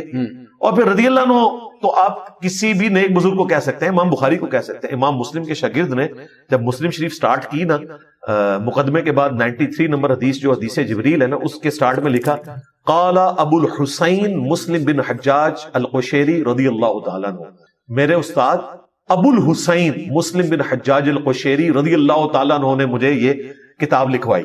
یعنی امام مسلم جو تابعی بھی نہیں، تبع تابعی بھی نہیں، تبع تابعین میں آتے ہیں، اور ان کی کنیت دیکھیں ابو الحسین، اپنی کنیت ابو الحسین رکھی، حسین کا باپ، یعنی امام مسلم نے اپنے بیٹے کا نام حسین رکھا ہوا ہے۔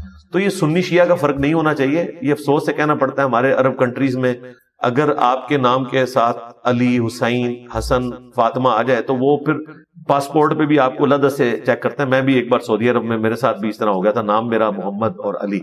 اب تو اللہ کا شکر ہے میں حج اور عمرے کر چکا ہوں، اب تو کوئی ایسا مسئلہ نہیں۔ ویسے ہی محمد بن سلمان حافظہ اللہ آ چکے ہیں، اور ویسے وہ بھی ماڈریٹ معاملات کو لے کے چل رہے ہیں۔ تو وہ 1.5-2 گھنٹے میرے انہوں نے تلاشی کے اوپر لگا دیے صرف میرے نام کی وجہ سے کہ اس کے نام میں ہی آ رہا ہے۔ پھر انٹرویو میں نے کہا بھائی سنی ہوں میں، ایسی کوئی بات نہیں ہے۔ ان کو یہ خطرہ ہوتا ہے کیونکہ بائی چانس وہ رمضان کا مہینہ تھا تو میں نے وہاں تراویح پڑھائی، نماز پڑھائی، انہوں نے مجھے نماز پڑھتے بھی ہرا دیکھا، ہاتھ باندھ کے پڑھا تھا۔ اس کے بعد ان کا یہ کوئی ایکٹیو بندہ ہے، کوئی پتہ نہیں کوئی ادھر کچھ واردات کرنے آیا، اللہ کا شکر ہے پھر بچت ہو۔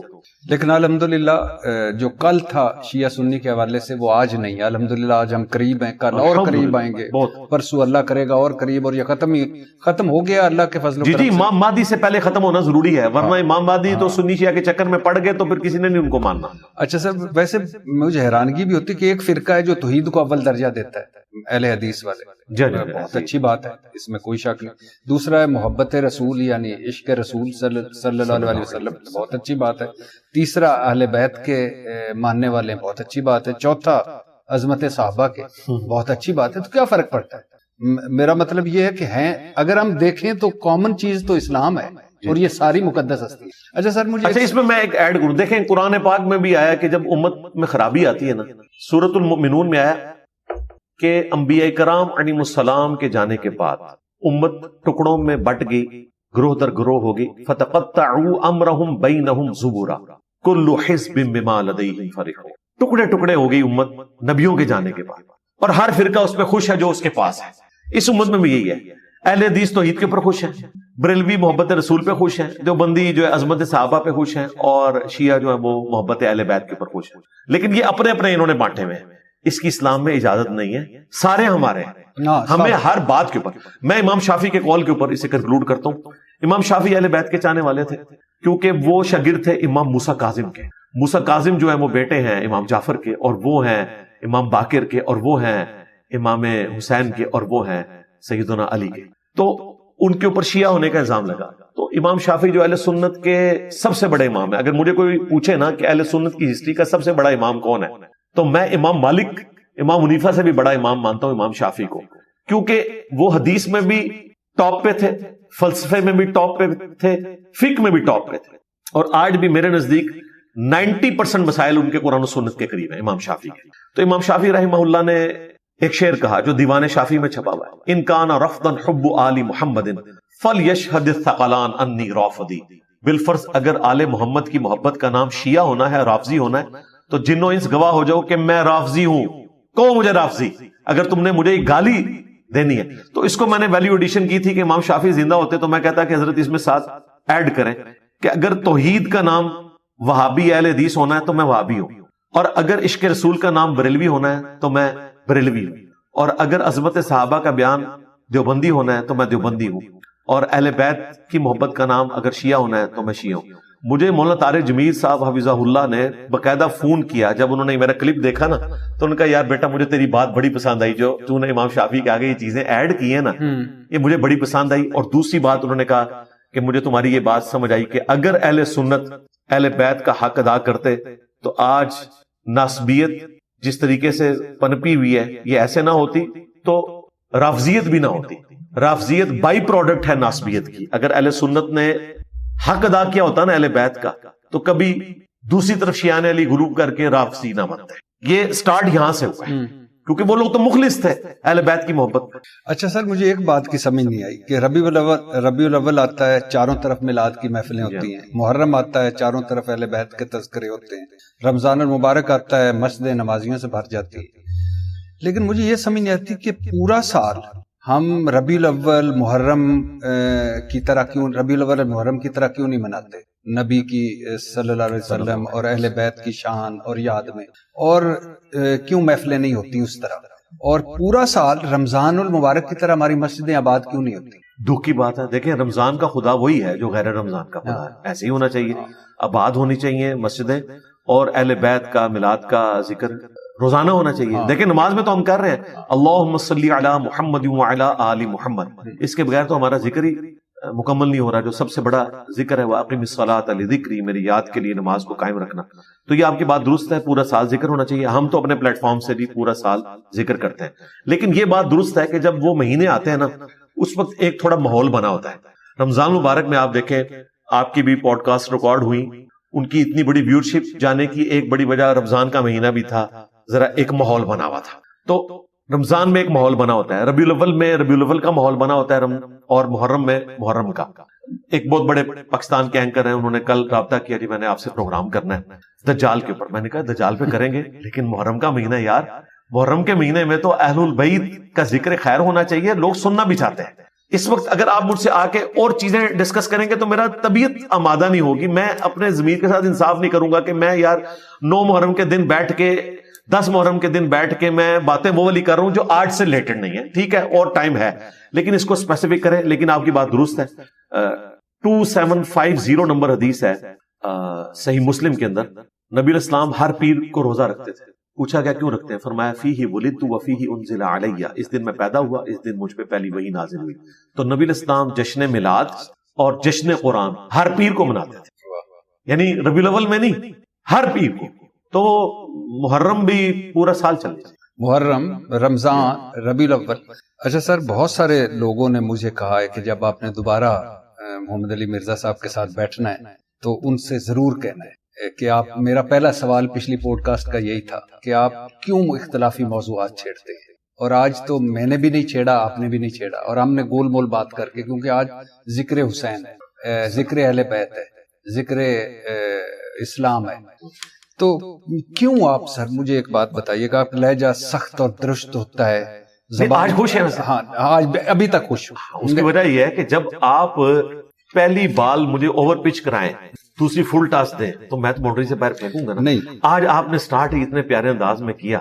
یہ ٹاپک آپ مجھ سے جب بھی ڈسکس کریں گے، آپ استنجا کا طریقہ پوچھے تو میں اسی طریقے سے بیان کروں گا۔ اختلافی موضوع جب ڈسکس ہوگا تو اس کا ایک نہیں، میں یہ نہیں کہہ رہا کہ آپ اختلافی موضوعات ڈسکس نہ کریں، کیونکہ اس بتانا پڑتا ہے کہ یہ صحیح ہے، یہ اب تو آپ کو سمجھ لگ گئی ہوگی، آپ اتنی جگہ سے ہو کے آئے کہ اختلافی موضوع کتنی ہے۔ لیکن میں کہتا ہوں کہ آپ کا لہجہ سخت اور درست سمجھتے ہیں، دال رے شین تے، درست اور زبان تلخ اور پسندیدہ موضوع آپ کا۔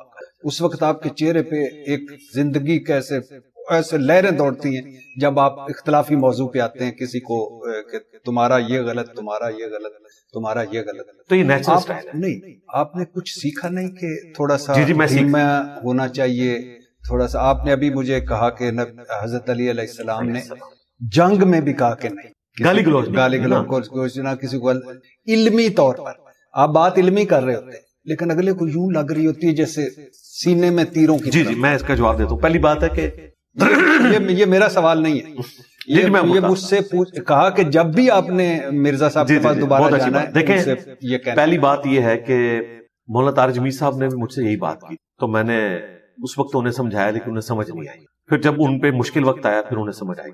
میں نے کہا جی آپ نے کیا سخت انداز میں حدیث بیان کی تھی من کنت مولا فہذا علی مولا. آپ تو اتنا میٹھا میٹھا بول رہے تھے ممبر سے کہ حضرت علی ہمارے ہیں.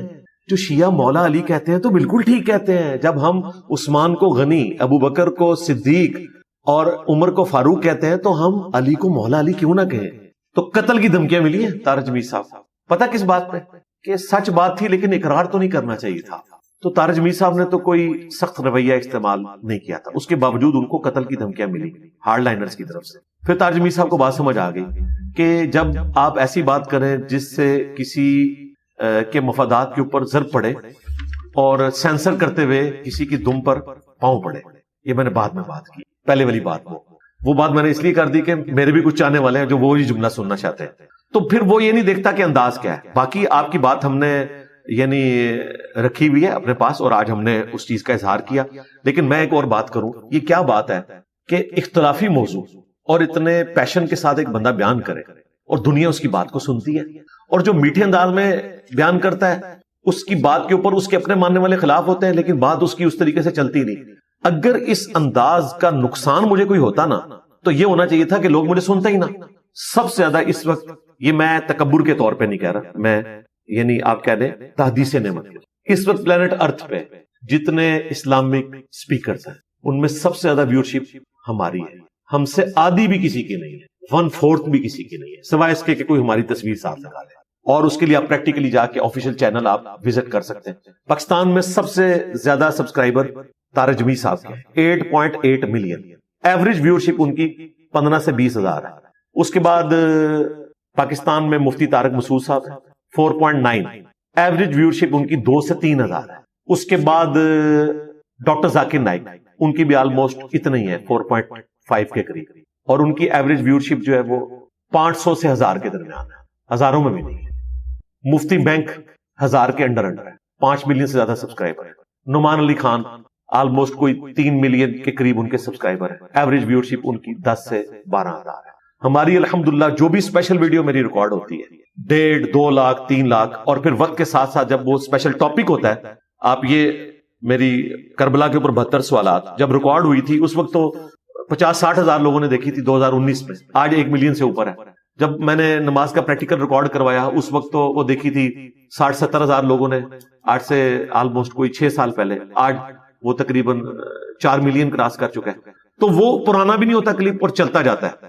مجھے بتائیں یہ کون سی گدڑ سنگھی ہے, میں نے کوئی بندے برتی کی. تو آپ آپ کے کہنے کا مقصد یہ ہے کہ آپ ریویوز, ویوز اور ملینز کی وجہ سے لہجہ سخت رکھتے ہیں؟ نہیں, اس وجہ سے نعوذ باللہ نہیں, یہ تو میں نے کہا ہی نہیں ہے. بلکہ میں آپ کو بتاتا ہوں, میں نے بات کچھ اور کی. 1 منٹ میں باقیوں کو مائنس کر نہیں, میں نے مائنس نہیں کیا, میں نے آپ کو بتایا, میں آپ کو بتا رہا ہوں کہ بات کی سچائی اتنی ہے کہ میرا ترش رویہ بھی لوگوں کو ہضم ہو رہا ہے, میں یہ بتا رہا ہوں. اس کی ایسے دنیا میں چینج آئی. آپ اس ترش رویے کو غلط سمجھتے ہیں؟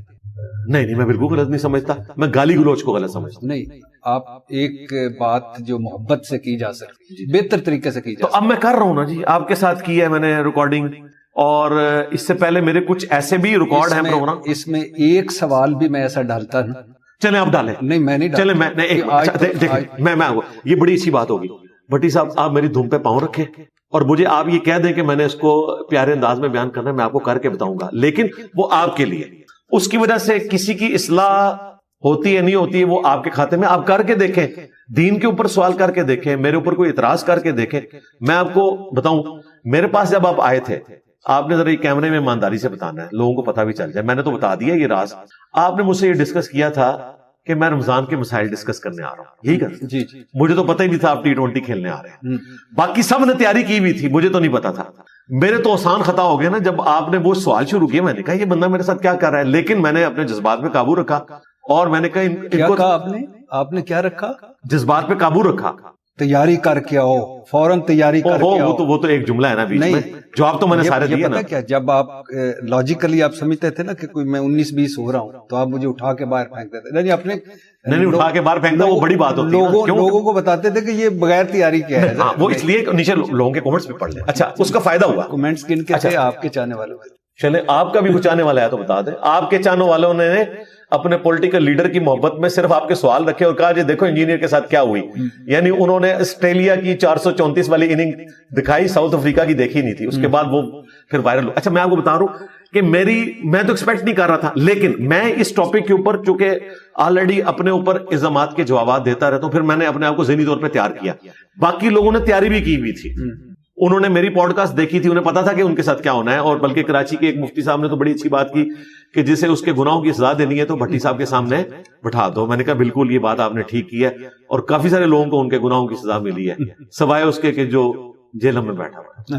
نہیں میں اچھا آج آپ سخت بات کریں, میں میٹھے انداز میں آپ کو جواب. نہیں میں تو صرف آپ سے یہ چونکہ میرا سوال نہیں ہے, یہ مجھے بہت سارے لوگوں نے جی اس کا جواب میں پریکٹیکلی آپ کے آڈینس کے لیے دے رہا ہوں کہ آندھا سے بھٹی صاحب مشکل سے مشکل سخت سے سخت سوال لے کے آئیں گے تو میں یہ نیت کر کے بیٹھوں گا کہ میں نے یہ پوری اننگ کھیلنی ہے, اور میں گواسکر کی طرح, جنہوں نے گواسکر کی اننگ دیکھی ہے نا کہ وہ 4 دن تک کھیلتا تھا تو اللہ کے فضل سے 50 بھی کراس نہیں ہوتا تھا, میں وہ والی اننگ کھیلوں گا اور میٹھا میٹھا جواب دوں گا. پھر آپ نے یہ دیکھ لینا. اپنے بندے کا نام لے لیں, حلیم محمد صاحب کی طرح. چلے وہ کہہ لیں, ان کا بیٹا بھی تھا, ہم نے تو ان کو نہیں دیکھا, شعیب محمد کو تو ہم نے دیکھا ہوا ہے. تو انشاءاللہ تعالی آپ اگلی بار آئیں, لیکن یہ بھی ذرا اپنے کیمرے میں بتا دیں لوگوں کو کہ جو مفتی ابھی جن کے ادھار باقی ہیں, جب تک آپ ان سے ہوتے نہیں ہیں نا, میں نے ابھی تک ان کو ریبٹل اسی لیے نہیں کیا کہ وہ تقریر کر کے سائڈ پہ ہو گئے تھے. وہ پنڈی کے مفتی صاحب, وہ 17-18 سوال جو پڑے ہوئے آپ کے پاس, انہوں نے اپنے سوالات کے جواب دینے ہیں. جی انشاءاللہ. اور مجھے بتائیں اگر وہ بھاگے اور نہ دیے تو پھر آپ کیا کریں گے؟ نہیں ضرور دیں گے. اگر ایسا ہوا نہیں کبھی نہیں. چلے میں ایک فاردا سے کبھی نہیں. اچھا یہ کب تک ٹائم ہے, قیامت تک ہے یا اس سے پہلے ہو جائے گا؟ نہیں ہو جائے گا. مفتی صاحب اچھے انسان ہیں, بلکہ مفتی صاحب سے کہیں کہ ربیع الاول کا مہینہ آنے والا ہے, اس سے پہلے آپ اس طرح کا ایک کر لیں, پھر آپ نے میرے پاس آنا ہے انشاءاللہ. جی انشاءاللہ. اچھا یعنی آپ خود ہی کہتے ہیں, ایک مرتبہ میں نے آپ کو سنا, کسی کے خدا کو برا بھلا نہ کہو. جی بالکل. کہیں وہ آپ کسی کے جھوٹے خدا کو برا نہ کہو, کہیں وہ آپ کے سچے خدا, قرآن کی آیت ہے, کہیں آپ سچے خدا کو برا نہ کہتے. تو یہ بڑی خوبصورت آیت ہے. میرے نبی سا ہے ہی کوئی نہیں, تیرے بابے تھے شے ہی کوئی نہیں. پہلے فکرے پہ تو جان بھی قربان, لیکن جب آپ مجھے کہیں گے اور میرے بزرگوں کو, کیا ویسے نبی صلی اللہ علیہ وسلم نے جب اسلام کی دعوت دی تھی تو کفار نے مکہ نے پہلا کیا کہا تھا, اعتراض کیا تھا, تم ہمارے بزرگوں کے خلاف, آپ ہمارے بزرگوں کے خلاف بول رہے ہیں. خیر وہ تو تھے, وہ اعتراض مشرکین والا میرے پہ. ہاں نہیں مشرکین والا نہیں, آپ اس کو فوراً نہ لے لیں, اپنے نام نہ لکھا لیں. میں یہ کہنے کا مقصد یہ کہ اتنا سخت رویہ, ایک میں معذرت چاہتا ہوں یہ آج ہے, لیکن ایک ہے کہ یہ آپ کے والد صاحب ہیں, ایک ہے کہ یہ آپ کی ماں کی قسم ہے, دونوں میں بہت فرق ہے. جی بالکل صحیح. تو میں یہ درخواست نہیں تو ہم نہیں کرتے اس طرح, اور پھر میں اس میں تھوڑا ریبٹل. پھر آپ نے ایک